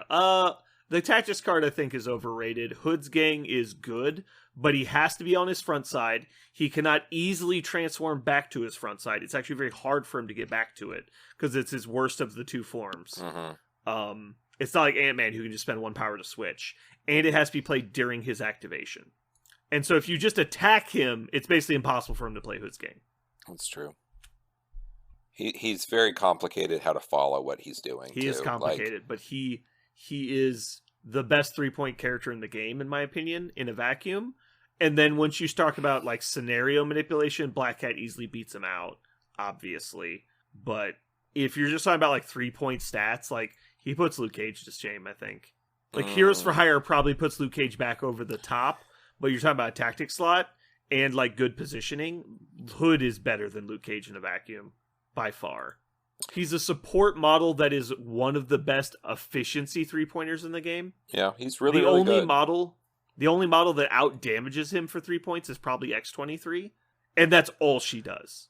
And she needs synergy to really get going. If she's just by herself alone, unsupported, she's not very good. Hood's always good. He's never been a bad choice. Every time I put him in a list, I really like him. He's crazy good. Yeah. So I think in a vacuum, I would say the 3 characters I think need to be adjusted the most are probably Voodoo, Black Cat, Shuri in that order. Next up would be Hood by a close 4th. Shuri is really, really strong, but again, a lot like Black Cat, if you're playing a scenario that doesn't conduce to her ability to manipulate the scenario, it's not as broken. Also, terrain plays a huge factor in how effective Shuri is. Hood is always good. Hood does not care what the scenario is, does not care what the terrain is. Hood's going to be good. But if the conditions are right, Shuri will be better than him. And the 3-pointers, they fit in so easy. I mean, you can't say enough about the difference between 3 and 4 pointers when it comes to, a 6 wide list. Like, it means everything. Being able to get... So, let's do... How many 4-threat models are there? I'm going to say 28. 4-threat models. You saying 28? Just randomly 28. I feel it. 34. Damn it. There are 34 4-point characters. How many of them do you think are better than Hood? 4-point characters? 6? Oh, I don't know. 7? I can think of a shitload that aren't as good. Yeah. All right. So here, I'm just going to list them in order that I think are better. Voodoo. Jackass. Is that it? Oh, I'm reading. Oh, okay. I'm reading. Rogue. Rogue's close, though. Sabretooth is also close. Probably not as good. No, not as good. I take it back. I'm going to go with 2. Jesus Christ. All right, well, tell me where I'm wrong. Let's do this. This is a fun exercise. Ancient One. Just stop me when you think a character might be better than Hood. Ancient One. Black Dwarf. Black Panther. I'll say Black Panther is better. So we got 1. Blade. Captain America. Captain Marvel. Carnage. Colossus. Corvus Glaive. Yes. Cyclops. Corvus Glaive's better? Corvus Glaive's better. At 4 points? At 4 points? Yes. He's better without a stone than no. On his own in a vacuum? without support? Yeah, he's got damage reduction. He's got fucking powers that'll kill you still. He is. Oh, sorry, does he have DR2? Did I miss that? Oh my god. He's got more health. Yeah, I'll give you he has more health. So does Black Dwarf. You didn't stop me there. Oh, stop it. We're not talking about Black Dwarf. He doesn't have action economy, though. Without help, walk up, hit you once with a pierce attack, fuck off. Like, he's dead. Oh my god. If you want to argue for him, I'll give it to you. Okay, so we've got Black Panther and Corvusclave continuing. Mm-hmm. Cyclops, Voodoo, obviously. Mm-hmm. Elektra, Enchantress, yes. Gamora. Enchantress is better? Yeah. Not after the nerf. She's still really fucking good. Nah, Hood's better. Okay. Hood's better than Enchantress. If you say so. I do say so. I know you do. Card. This is your game. Read the card after the errata. This is your game. Continue. She's fine. Enchantress is okay. She's not a premier model. Gamora, Green Goblin, Hela, Killmonger. Kingpin, I'll give you on the sheer fundamental of his leadership is crazy. So that's 4. Uh-huh. Loki, Medusa. Yes, Medusa. Sinister. Medusa. Medusa's better at 4 points? Yes. You think so? I do. She has rerolls. She has range 3. She has place effects.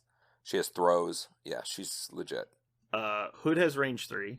Oh my god. Her place effects are good. Her 1 reroll is okay.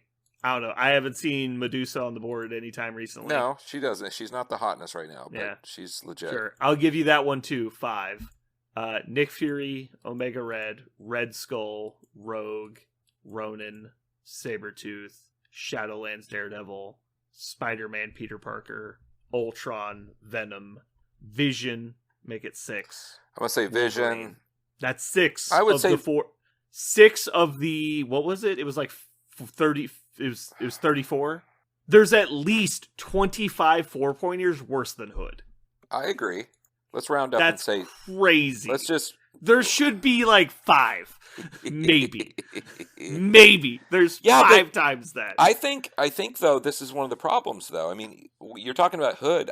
I would say that there's a lot of 3-pointers that are way better than 4-pointers. 3-pointers is where this game is at. No, like for efficiency, there's no question that 3-pointers are generally better. I'm saying remove the point total. Which character would you rather have? I'm picking Hood. Like if we're assuming that I'm paying 4 points for Hood, there's maybe 6 4-pointers I would choose over him in an unknown situation. Mm-hmm. He has mobility, he has range, he has support, he has damage, he has survivability. His Black Lightning is really strong. Those 2 lightnings are stupid as fuck. Yeah, Empowered Dark Lightning is silly. It really is. It's fucking crazy. It's a spender that's on like a 4 or a 5-point model. Like that's a 5-point model spender. Yeah. Empowered Dark Lightning cost 4 is 8 dice, and for each wild, choose an enemy within 3 of the target to suffer 2 damage. Oh, it's sick. Also, the primary target suffers shocked, and then you transform back into normal Hood. So you get to place out of it as well. It's dumb as fuck. It is. It's fucking crazy. I think they thought that his stat line, his defensive stats, were going to keep him in check more than they do. No. But he's actually more defensible than most 3-pointers, because he's 2/2/3, but he has Invisibility Cloak, so he's actually 3+ Martial Artist, which is way better. And then once he transforms, because he suffers damage, he has DR2, which makes him vastly more survivable than most characters. Especially if you can heal him, like you just med pack him back to full, and now you have to hit him like 7 times to drop him, each side. Yeah, he takes a lot. He's a bitch. And that's not to say that Luke Cage isn't running around with him, so you have to attack Luke Cage instead, unless you want to transform. Exactly. I mean, sometimes you want him to transform. The funny thing is that it says he may transform if he suffers damage from an enemy effect. And so you can do weird stuff like you can bodyguard like actually dangerous hits, and then have other things like him get hit by like tertiary effects, like someone throws something into him or something like that turns him over. So you're also preserving your hit points as best you can. There's some weird stuff. Like, you can attack Sabretooth or other people that have, like, counterattack abilities, where it's like, oh, I walk up and shoot Black Widow. Would you like to counterstrike me? And then he surprise transforms into the possessed Hood and kills Black Cat, and you're like, oh, damn it. Not Black Cat, Black Widow, I meant. Or you attack all their parting shot people, and you're like, oh, cool. And they're like, I pushed myself away so you can't attack me. Just kidding, he transformed into possessed Hood and charged me. I'm like, oops. Ooh. That's a fun interaction. So let's say you do Hex Shot into somebody. You trigger the rapid fire, get the rapid fire attack, then they respond with parting shot, then you transform into possessed and get your second action. Yeah, that would be cool. That's a nice little deterrent for them fucking with you. Yeah, exactly. They just don't get to do their counterattack stuff. And they can't, like, throw somebody into Hood because it just makes them stronger. And if they don't do something to transform him, then he gets to play Hood's gang and then transform his fuck himself in some way that's silly. Alright, so that's pretty much what we're going to talk about. We kind of just had a rant there for a little bit about some stuff, but mostly we want to talk about smart ways you can try and play against the power factions that try to win on scenario really quickly. Because I think one of the biggest negative play experiences in the game is if you're just trying to play what you think is fun, and your opponent's playing a strategy that is kind of like a blitzkrieg scenario, where they're going all out to win the game in a specific way as fast as possible, which is going to be negative for you generally because you don't get to play the game for as long as you wanted to. Regardless of winning and losing, it's mostly that you didn't get to do what you wanted, which was like, I don't know, play a combo or something, because they basically just did one thing until the game ended. And so it feels a little non-interactive. But the same thing with a heavy attrition list. If they're running at you with a big bruiser list and you're playing like Web Warriors or something, it gives you an out as well. So there needs to be counterplay. The scenario lists need to exist, and they need to be strong enough to compete. I just think that criminals and Web Warriors have a large opportunity for the negative play experience, because sometimes playing against them, if you're not prepared, will feel like you made zero decisions during the game. And I think that is the most unfun thing in any tabletop game. So try and build your list with the mindset of more models is better, less big guys is more, because you don't need the super heavy hitters to get through the Web Warriors and the criminals. You just need reasonably hard hitters. You don't need crazy over the top damage like Hulk. And then the next most important thing is either build control pieces into your list to where you can manipulate them on scenario as well, or build stuff in your list that's counter control. Cards like Indomitable, cards like Climbing Gear, anything like that, or putting like Juggernaut in your list who's very hard to control out off of a point. Stuff like that. And probably in general, even not against criminals and Web Warriors, but just in general, have a plan for Doc Voodoo and Black Cat. For example, once Doc Voodoo possesses somebody, he's actually fairly vulnerable to physical and energy damage. So someone like Corvus Glaive, who can mothership in and dump a bunch of dice into Doc Voodoo, would be a good way to try and deal with him in a short-term situation. Because you have to get him off the board. Just like Black Cat, you have to deal with her right when she's trying to do her ability. If you attack her before she does her burglary thing, you're just giving her power to feed into it, and you get really punished if you come up short or if they just have field dressing. So you want to wait until she's already at the point where she's able to steal from you, and then try and take her out. So there's like this fine line. Also, make her work for it as hard as you can. Don't let her just like grappling hook in, steal it, and double move away, because then you've already lost it. Try and get to the point where she has to move twice to get to you, and that way she has to stay generally nearby so you have an opportunity to retaliate. But yeah, that's kind of what we wanted to talk about for the most part today. Parker should be back next week. Hopefully Parker doesn't die. I guess some people hope he doesn't die. Jeremy, do you hope he doesn't die? I hope he doesn't die. He needs to pay for my pizza rolls. That's true. You don't want somebody dying before they buy you pizza rolls. That would just be dirty. Not that kind of debt. That's a big Parker type move. Bullshit. All right. Well, that's going to wrap it up for us today. Hopefully we didn't get a little too ranty. Mostly just concerns and trying to get some information out there. I'm excited to play more games against criminals because I think my Brotherhood list, despite being a very silly all-in attrition style list, I think it actually has some game into criminals if I get the right scenarios and I play the right models. I concur. Yeah. So anyway, this has been Brandon, or Dr. Mantis Toboggan MD Proxy Online.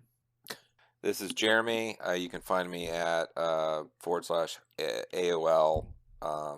hashtag Mantis Parker. Yeah. You can find me at parker.com/MySpace/actual Parker. The way you're going to want to get to that website is go to lycos.com and type that address into the search bar and hit enter. But that's going to use up a decent amount of your AOL minutes, so make sure you're stocked up well on CDs. Anyway, so once you find me there, just hit me up with a friend request. I got 7 open spaces, and then I'm willing to kick out Tom if you guys if I get 8. He just wants to be your friend. Yeah. Tom just wanted to be your friend. Zuckerberg wanted to steal everything about your life and ruin it. We picked the wrong man, Jeremy. We picked the wrong man. God. So anyway, hopefully you guys had a good time. This has been Brandon. Jeremy. And this has been Do It.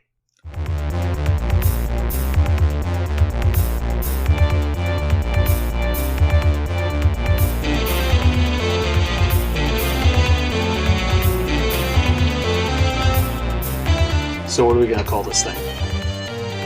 I got it. Okay. Incredible, new, fantastic, astonishing, mighty, original, uncanny, sensational podcast. I'm just going to put down infamous.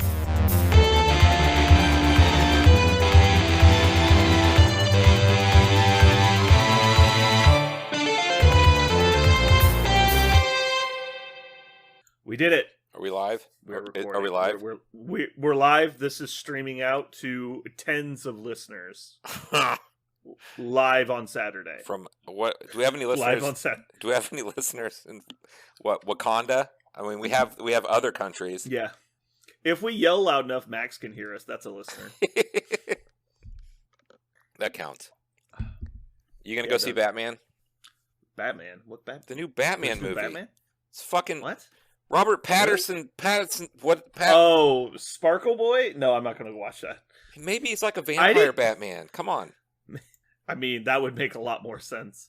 I can't. Wouldn't it be cool if it was just like Batman was the name of the character, but he's just Dracula, and you're like, oh, okay, like that would be way cooler. Dracula. Just Dracula. Who are you? I'm Batman. He fucking eats them. Yeah. Pulling up our data, see if anything is surprising has happened. Any new data? I got last week's episode a little late. Nah, it doesn't look like anything particularly new. Still have that massive spike in early February. Yeah. Well, again, we were actually talking about the game, so probably some amazing shit. Hey, man, I come here to get drunk and listen to you guys talk about stuff. Well, I come here to get drunk and listen to Parker talk, and then you try to talk over Parker, and then you guys just enjoy. My personal favorite is when I say something and then Parker says the exact same thing but claims he disagrees with me. And then so I'll say the same thing I said the first time and say that I disagree with him. And we'll just do that back and forth for like 8 minutes. And then I'll go, Parker, can you stop not disagreeing with me and saying you disagree with me? And I'm just staring, shaking my head like, you dumb motherfuckers. It's like a political debate. You both said nothing and disagreed with each other.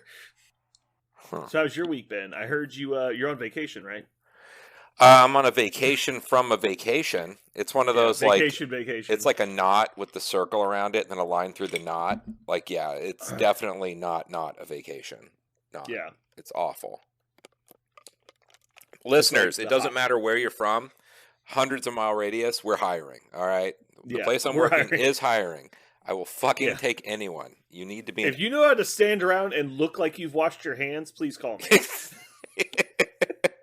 You don't have to wash your hands these days. You just use gloves. I'm not even going to make you wash your hands. You just look like you have.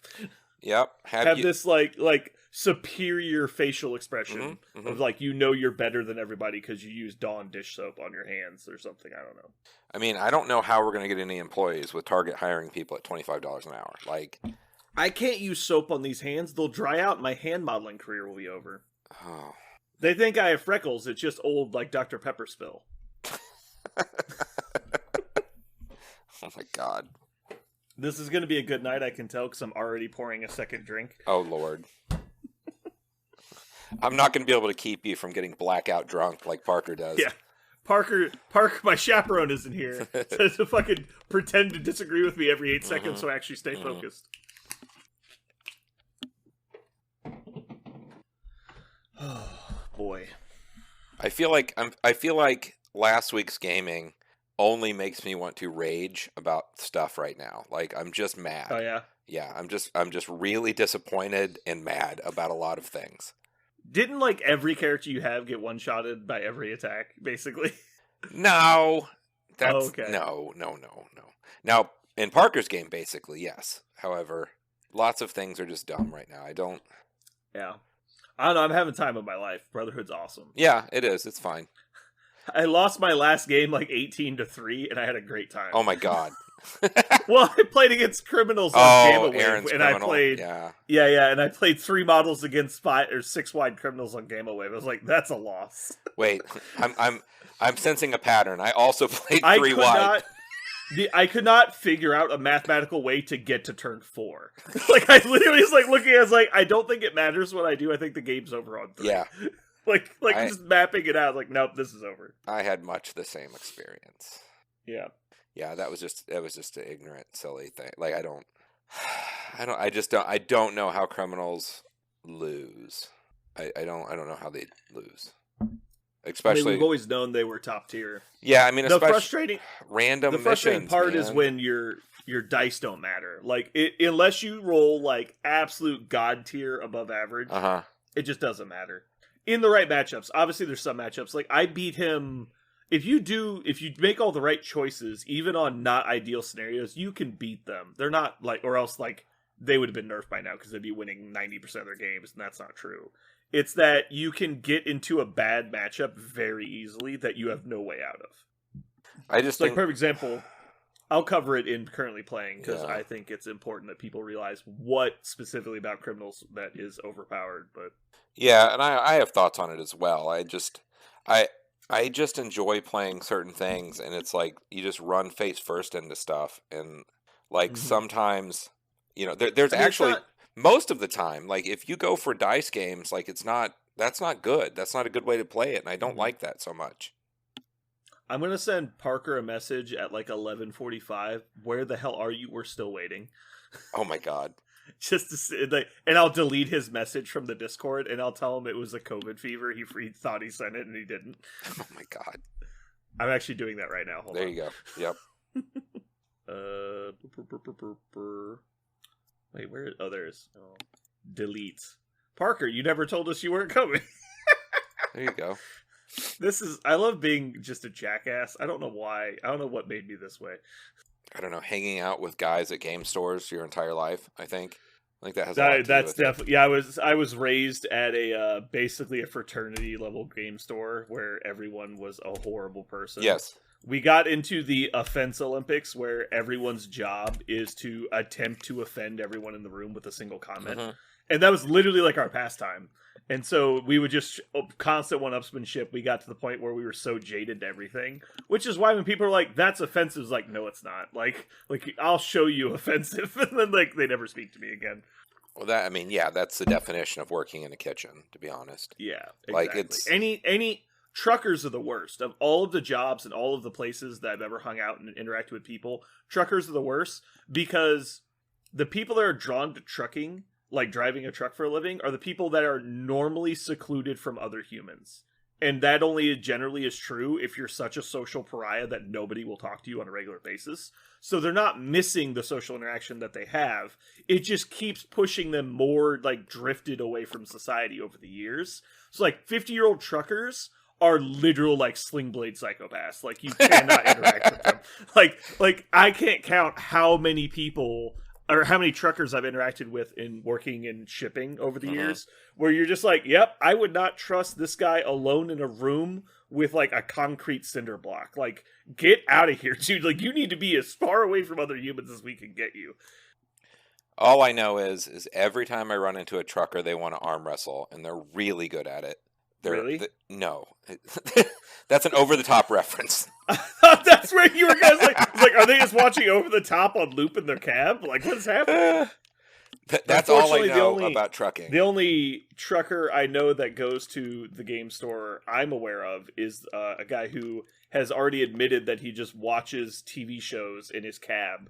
And I'm like, I don't know that that's safe to just have your tablet on the dashboard watching TV. That seems not great. No, that's fine. If he had a clean driving record, it might be a little bit less suspect, but it's not great.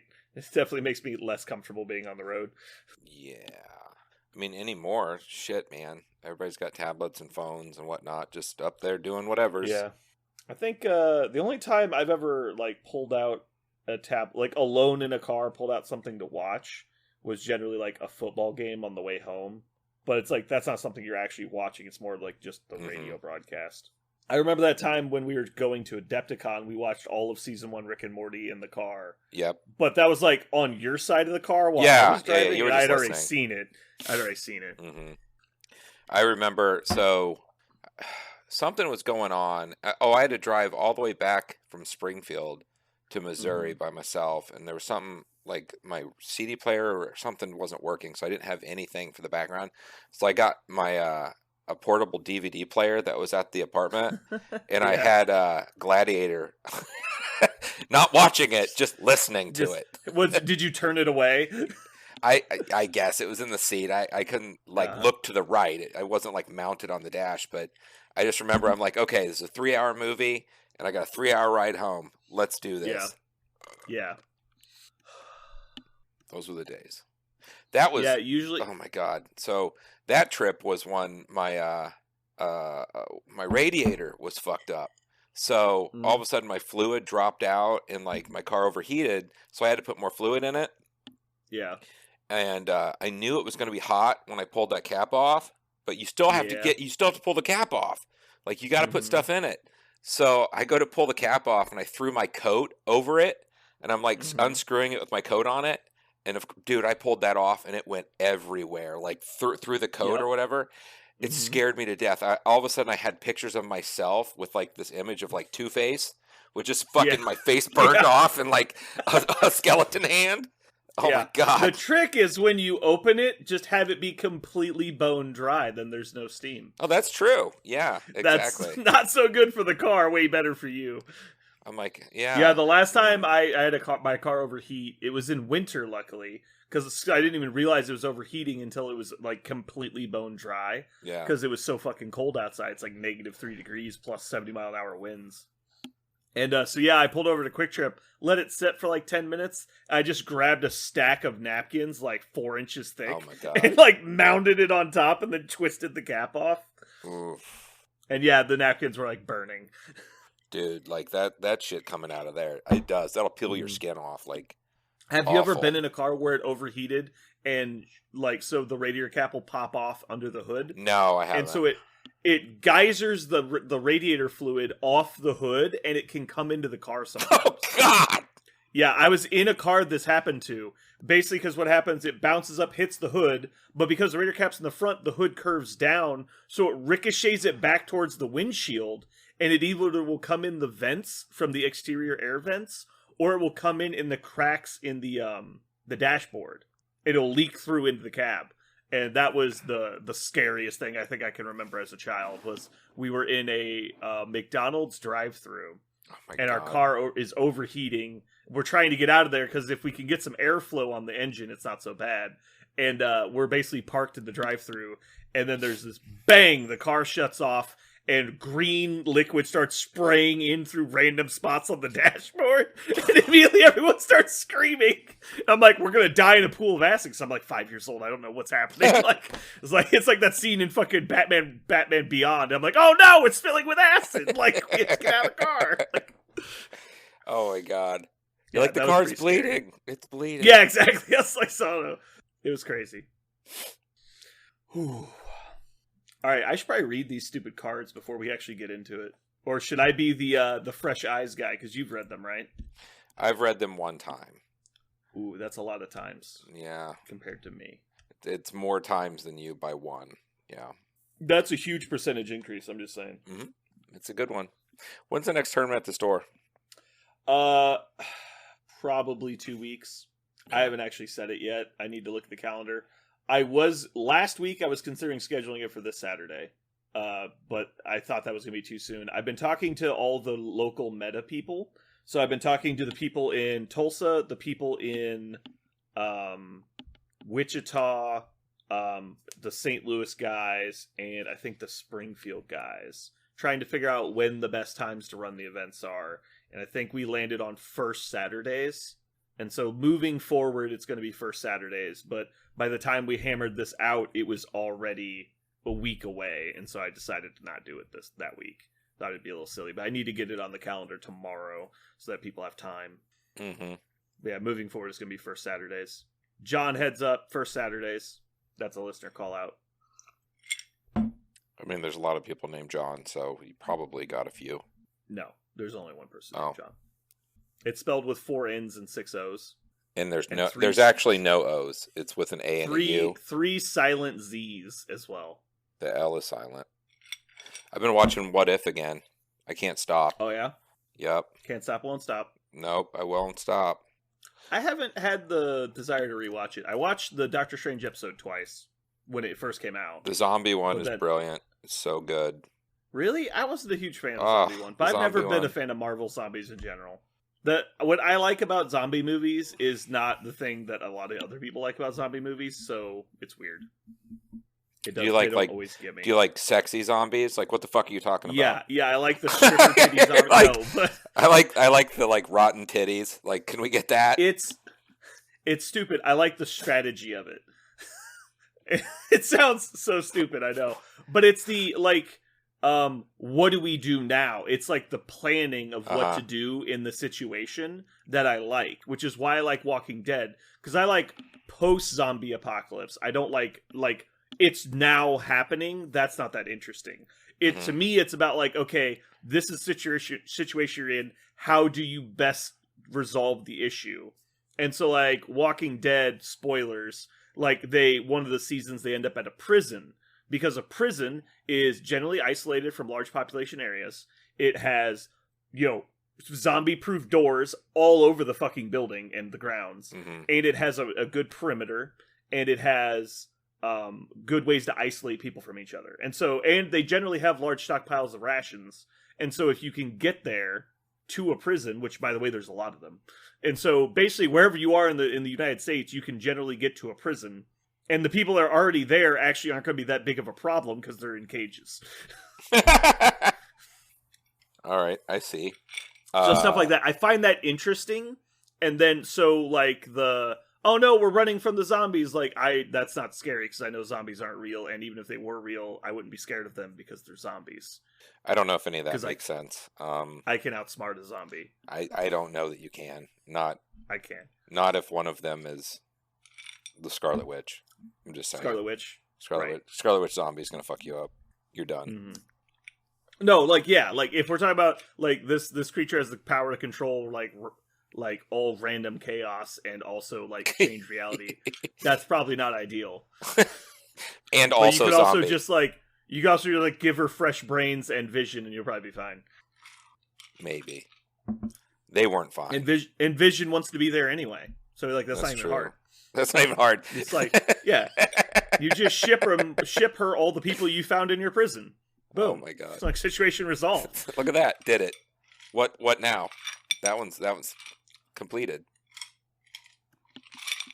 All right, drink 3. Let's go. Oh my god! I'm gonna run out of this stuff after a while. I think I only got 1 or 2 more after this. Then we're gonna have to switch to just straight vodka. There you go. Okay. What are you drinking? What is that? This is rum punch. This is my go-to mixed drink most of the time. It's basically it's like a fruity cocktail. Aha. Yeah, those are good. That is really good. That's good stuff. I used to do, originally I did the Long Island iced teas from Captain Morgan. Those are, by the way, very tasty. But they're a little too sweet for me at this point to drink a lot of them because I have to drink so much of them to actually get drunk. But they're pretty solid if you're just looking for a random drink. Then I switched to the Bacardi brand pre-mixed mojitos. Those are actually really tasty. But I kind of got tired of it. And then, so now I'm doing the Bacardi brand rum punch, which is basically just like a citrusy, fruity mixed drink. Yeah, all those mixed drinks are good. Yeah. And so this is just really good to drink. It's a little sweet, so it means that if I'm drinking this, I don't want to also be drinking soda, because that's a lot of sugar, and so I just replace the soda with this, and then I just drink this casually. Except when I'm podcasting with you, because I have to get drunk to deal with you for 3 hours. I can't disagree. Can't disagree. This motherfucker likes fast zombies. One idiot. I didn't say I like them. I'm just, it is what it is. It is what it is. Oh boy. So there's a sparkly Batman coming out. Isn't Doctor Strange supposed to be like next month? Yes. Yeah, I'm gonna see the fuck out of that movie. Yeah, they just gotta the taste of Eternals is still in my I can't shake it. I need some refresher. I need to know. Eternals is still better than every DC movie, so I don't know why the fuck people are freaking out. Whoa, it's just not good for Marvel. I wouldn't say every. The Dark Knight stuff was good. That's not like DCU stuff. Yeah, sure. The Dark Knight stuff was good. The Dark Knight was overrated. Rises was probably underrated, and Begins was actually not that good. It was just good for DC. Yeah. That was solid for DC. Mm-hmm. And then actually, the Joaquin Phoenix Joker movie was awesome, but it wasn't a comic book movie. I disagree. I thought that it was extremely boring. God, you're a fucking idiot. No, I'm just a psycho. You're like, it just made way too much sense to me. Yeah. That was like a shot for shot. Legitimately, at what point in the movie were you surprised by anything that happened? It wasn't even about that. I got everything I needed from the trailer. Did you even see it? I feel like you're just... Yes, I watched it in theaters. I feel like you didn't even go see it. I was very bored the entire time. They're like, but he's crazy. And I'm like, yeah, I know. I got that when they said criminally insane 30 years ago. They're like, what did you think criminally insane meant? He's like, well, not like he sees people that aren't there and imagines things and kills people. I'm like, that's literally the textbook definition of criminally insane. Oh, man. Your job is not to ruin everything that's good. Okay? I am fine if other people like it. I don't like it. It was very boring. It was just an origin story that we already knew. Aren't most of them, though? Yeah. But, there was nothing good. At least in a lot of other movies, there's some other stuff that you just want to see visualized, right? Yeah. For the comic book people, seeing Batman and Batman Begins beat the shit out of people, that's something they've never truly experienced with the level of, special effects we have now and the cinematography we have now with the acting behind it. We never had that. Even as much as I love the original Batman movie with Michael Keaton, which is an awesome movie, and Batman Returns is also fucking awesome. I agree. It's not on the same level. The choreography and everything is just not on the same level. And so we're just ramping it up. You could go watch the 1970s Avengers movie with the fucking plexiglass Captain America shield where he rides a motorcycle through half the fucking movie, and it's terrible. Or you can go watch the actual Avengers movie, and they're not even comparable. Batman had shark repellent. The original Batman did. That's the other thing I hate, where people, they only like the reimagining of the character, and they don't understand that, this character is actually really stupid. It's yeah, it was written by that one guy that writes gritty people really well, so now you like it because it's gritty. It's you don't like it, you like grittiness. You at least realize what you like about it. Nothing about Batman is cool.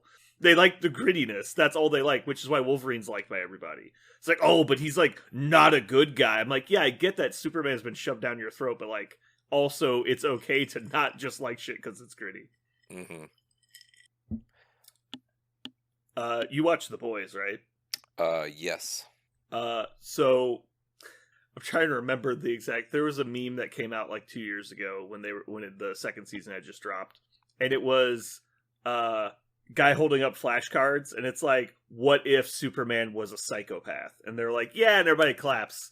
And then they're what if Batman was a psychopath? And then everybody claps. It's what if the Flash was a psychopath? And then it's do you have anything else prepared? The teacher's what are you doing? You're just doing the same thing over and over again. What else do you have? And he looks down, it's just a pile of cards that all say the different character names is a psychopath. Yep. It's Aquaman and all the other people. He's Like, it's like, what else are you gonna do? It's like, but it's done so well, it's entertaining. Like the comic relief is really good, and it's fun to watch. So, yeah, I actually enjoyed The Boys quite a bit, especially the second season. The whole it wrapped itself up pretty nicely, and like I'm like, I want more. One season of Homelander has more character development than the entire fucking backstory of Batman. He was listen, his parents they were in an alley, and a robber murdered his parents. Thus, he fell in a well and got attacked by bats. Yeah. And went to No, wait. That was when his dad was still alive. That was established in the Batman Begins movie. Oh. The bats happened first for some reason. Oh, yeah. Which doesn't follow the actual storyline of Batman. But then, wait. The thing I know for a fact... Wait. So, there's bats, right? Yeah, he gets upset, and then he goes and fights people in Antarctica, because there's people in Antarctica to fight, or wherever he was. Then, the Himalayas. Then he got put in a well, or something, with people who were like lepers, and then he had to climb and swing out. Is this making sense? Like, I think this is word for word. Because the big hole was in the Dark Knight Rises, I think we should call it the dark hole. And he's in this deep dark hole. And he gets out and he fights Tom Hardy. We can call it the Bane hole if you want. Yeah. The Bane. Tom Hardy wants some New York style pizza and Batman's got to stop him. I don't know what really happened at the end of it. I really got away from me. I was really drunk. I like all the memes about, like, he goes to the stock market to take it over, literally. There's, like, no money there. There's, like, actually nothing. Like, what the fuck are you doing? Even the people there is like, I don't know why you're here. He's like, shut up. Why are you here? Give me your password. He's like, okay, this isn't a hostage situation. I'll give it to you. He's like, good. Like, what is happening? You could have just come in here by yourself and asked. I don't give a shit. Just glad he blew up the football game. That was cool. Yeah. Take that. Everyone's got that, like, friend or that guy they know that likes something way too much and they just ruin it, right? Like, because they're always like, oh my god, and they just rave about it to the point where you just don't care. So I knew a guy like that for Batman, and he kind of ruined the Batman movies, like all three of those, like, Nolan movies. And he's talking about Dark Knight Rises, and he's been droning on about it for like an hour and a half about how amazing the Dark Knight Rises is. And he's like, and he finally gets to the point where he's like, and at the end of the movie, you realize he knew everything that was going to happen the whole time. I'm like, what? He's like, yeah, he knew everything was going to happen. That's why he did everything he did, so it would play out perfectly like that at the end. I was like, so he knew that Gordon was going to get to the bomb with exactly 4 seconds left before everyone in the city was killed. It's like, he knew that 3 months in advance. Like, are you fucking stupid? Like, what the hell are you talking about? Because he just wants Batman to be, like, brain level 90 billion. And it's like, he's not. He's just a guy. Like, calm down. So, have you watched that Titan show that's on HBO? No. Spence raves about it. It's cool. It's actually pretty cool. It's not cool enough to grab my attention to watch more than like 4 episodes, because that's about all I did. Yeah. But if it was on and I was like, say, stuck at a hospital and they had HBO, I'd probably watch it. But being there's 700 shows on right now that are good, like I don't really care. So I started watching Sopranos. Did you? Yeah, I'm on like episode 6. I'm kind of annoyed because I went to watch it on HBO Max, and I was like, oh, Sopranos, season 1, click watch. I don't know what happened. It started playing season 2. So I guess whoever was watching it previous to me on HBO Max had watched the first season and didn't start the second season. So just started playing at season 2. And I felt very lost for like 4 episodes. I was like, man, maybe I'm just not paying enough attention. And then I checked the episode. I'm like, wait a second. And so now I'm 4 episodes into season 1 and season 2.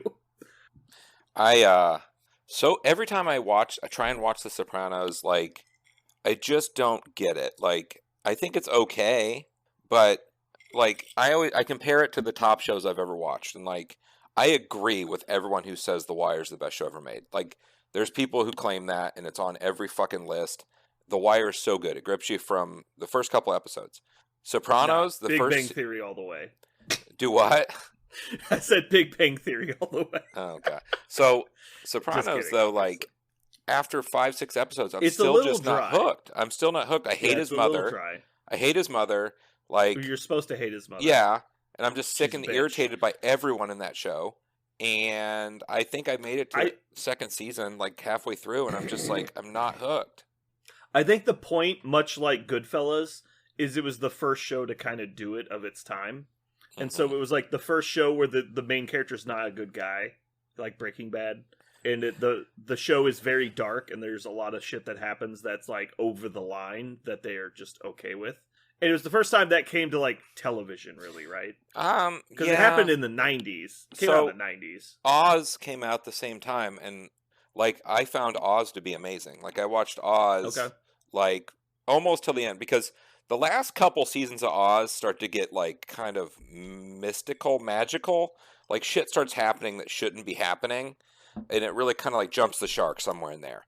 But the first like 4 or 5 seasons of Oz were awesome. And it's no good guys. Everybody's a bad guy, which is great. What's cool too is you watch Oz and you'll find like every person who's in movies now came from Oz. There's so many people that are just out and about now doing movies and commercials and shows that were on Oz. I feel that way about The Blacklist. Whoever does the casting for The Blacklist does a really good job. Oh, speaking of, did you watch all of The Blacklist? Oh Lord, no. There's 27 seasons or something, man. Yeah, 39 seasons. 39. No, it's it just feels long because there was a big break because of COVID and everything. Yeah. And so like the last like 2 episodes of season 6 are animated because they couldn't film them because the COVID happened. The lockdown happened right when they were wrapping filming. Are you lying? No, that's a real thing. You can go check. It's like the last 2 episodes of the next to last season are animated. What? And they do a little like intro explanation where, because it's not even well animated, it is horrible. So it's they're like just trying to wrap it up, and so people can. Yeah, they basically the season finale is animated storyboard, and they have voiceovers from the people over Skype. Good lord. Yeah, so the talking doesn't even match what's going on. It's very like. It's like when you see like a digital reenactment on the news, and it's like stick figure animation. It's kind of like that. It's crazy. I cannot believe they released it. I figured they would have just paid somebody to animate it, but they didn't. Wow. Yeah, it's crazy. Yeah, no, that show to me got very formula, like House. Yeah. Like it's very like this is what's going to happen. Follow along. I do find it very interesting though, because I like Spader a lot. His character is always intriguing, so that's cool. His storyline seems pretty cool. I mean, it's a really good background show. If you're like painting and you want to have something on, Blacklist is awesome. Yeah, Same with Supernatural, because the problem with Supernatural again is like it's a CW show, so they've got their 45-minute window.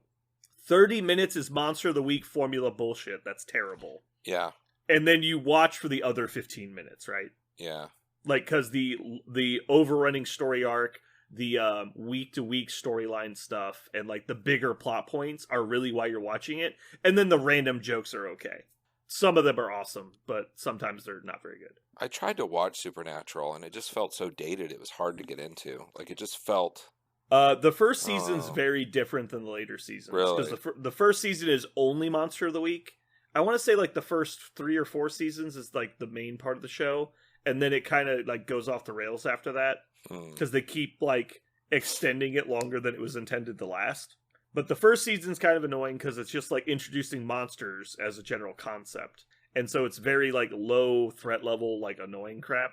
And then the second, third, and fourth seasons, if I recall, are all really good because you meet important, influential characters in the storyline, like their dad, and like you find a lot of stuff about their past and why like they're involved with the monster stuff and nobody else is. And there's they have this like reimagined history thing that's pretty cool. Like what's his name? What's the guy who invented the Colt? I can't remember. It's John Colt or whatever the guy's name. The guy who originally invented the old Colt Peacemaker. Yeah, but. They redrew history to say that he was like one of the first monster hunters in America, and that he built this town out in like the Old West that was a I don't know, a safe haven against monsters. A sanctuary. And so like a sanctuary kind of thing, where there's this like overarching railway tracks that all intersect on this town. And so they do in the show, they have this thing what's called like a devil's trap, which is if you basically draw a pentagram and inscribe the right runes on it, it keeps out demons. And so he did it, and normally you want to draw it in either like blood or like the special kind of ink, or you can do it in iron, and it's extra protective. So this guy drew out the railway tracks around the city to make a pentagram as a giant devil's trap, and inscribed all of the rails for all of the railroad tracks to be like this perfect sanctuary. And then they come to find out that in the middle of this town, the reason it's important is because he found one of the gateways to hell in this old abandoned mine that a lot of the demons have been coming out of, and basically sealed it with this giant elaborate like structure around the thing. And so the whole time the demons have been trying to get in there to open it, and that's why all this shit's been happening. So it's kind of like Ghostbusters, basically. Like I was kind of like, this is sounding there's a direct Ghostbusters parallel, but it's very fun because the characters kind of get into the roles in the third and fourth season, and they really settle in, and the show gets a lot more fun. Because when they got hired, they were in their like late teens, early 20s. Yeah, and now they're in their 40s, and they're still doing the show. It's been a long time. They had 16 seasons of 22-hour-long episodes. Oh my god, they're all hour-long episodes? It's like one of the longest running TV shows ever. Holy shit, and it's still on? No, the final season's done. They ended last year. But like, it jumps the shark so many times.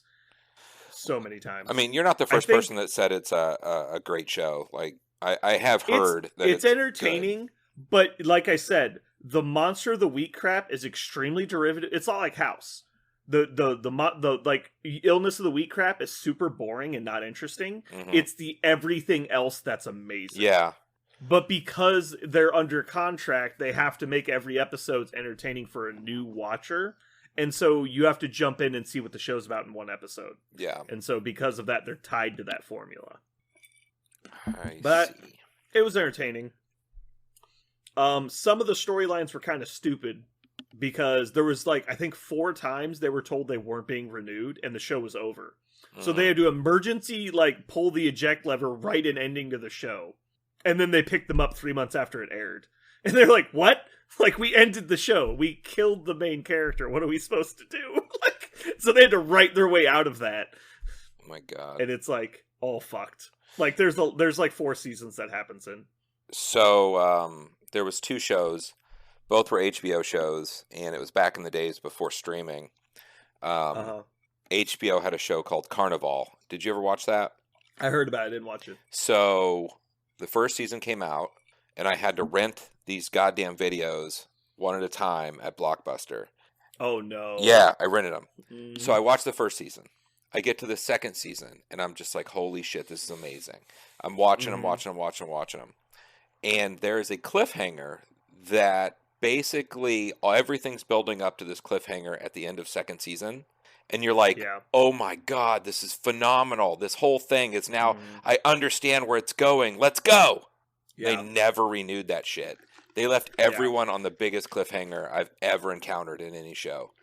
They did that with Deadwood too, except Deadwood, I heard that's a really good show too. Deadwood's phenomenal, but you have to understand that it's written in like poetry almost. Yeah. The language isn't as important as the sound of the words.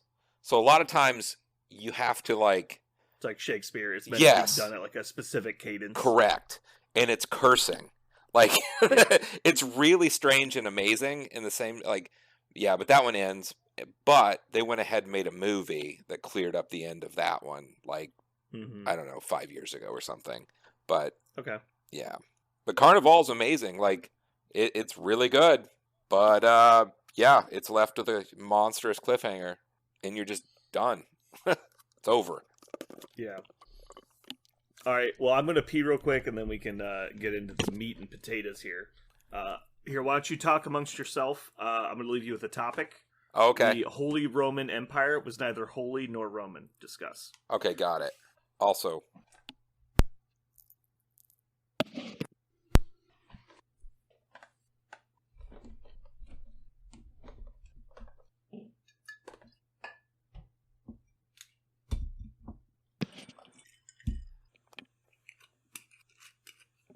Did we actually have a real topic? Oh, God. You're going to cash it? I can't hear you.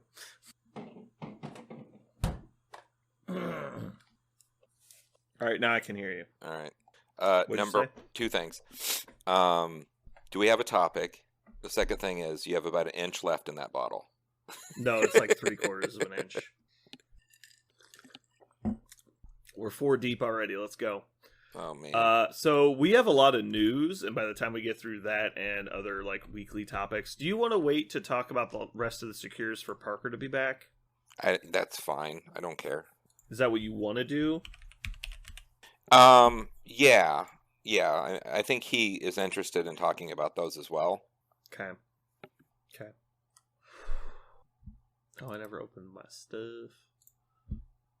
Google Doc saved me.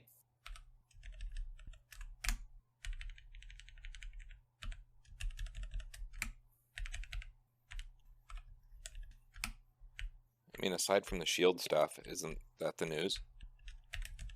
There's a lot of shield stuff, though. Okay. I'm rewatching Brooklyn Nine-Nine. Have you ever watched that? Yeah, I watched the first couple seasons. You should follow with it. It's really good. Yeah. It just gets better. It does crack me up. Like, it's funny all the time.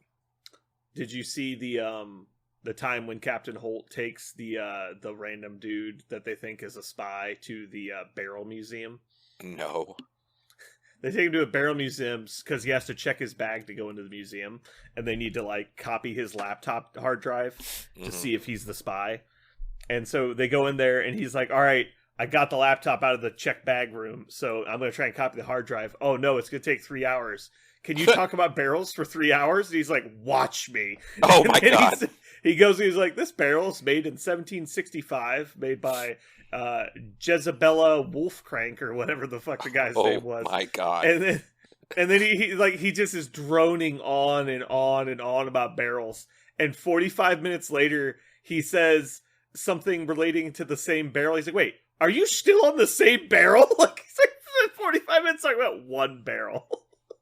Oh my God. And so he's like, "All right, let's move on to the next barrel. This isn't identical to the previous barrel."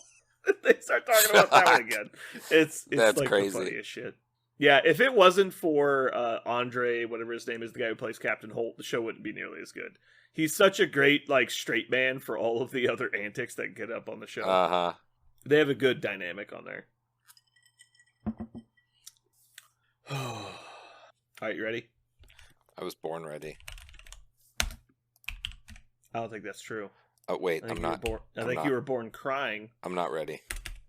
All right, I'm ready.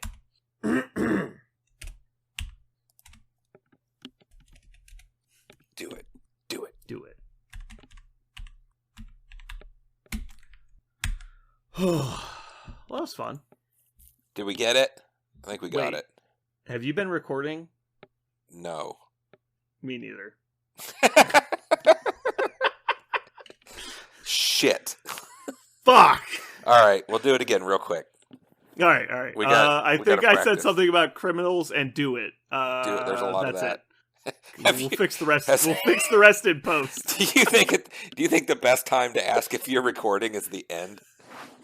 That's what I generally ask. Is this on? Has this not been on the whole time? Oh, I meant to tell you guys last time, but you remember when I said I'm going to turn my mic around and see if it works? Oh, did it not work? Well, the lines on my Audacity, like the soundbar lines, looked normal. So I was like, oh, it must be working just fine. I sounded like shit that week. Really? So that whole episode was trash. Oh, God. Yeah, I almost went to the backup. It sounded so bad. There goes our listeners from wherever Croatia. that is. Yeah. Yuka Guernsey. Oh, yeah, Guernsey. Guernsey, the mecca of Marvel Crisis Protocol. Oh, Yeah. my God. Let's wrap this up. You're gonna be at the store tomorrow, right? Yup. After your 12-hour shift. Yup. Probably about 6:30-ish. Oof. Yeah. And you gotta work the next day? Yeah. Yeah. All right. Well, let's get out of here then. Good night, everybody. Good night. Goodbye. Peace.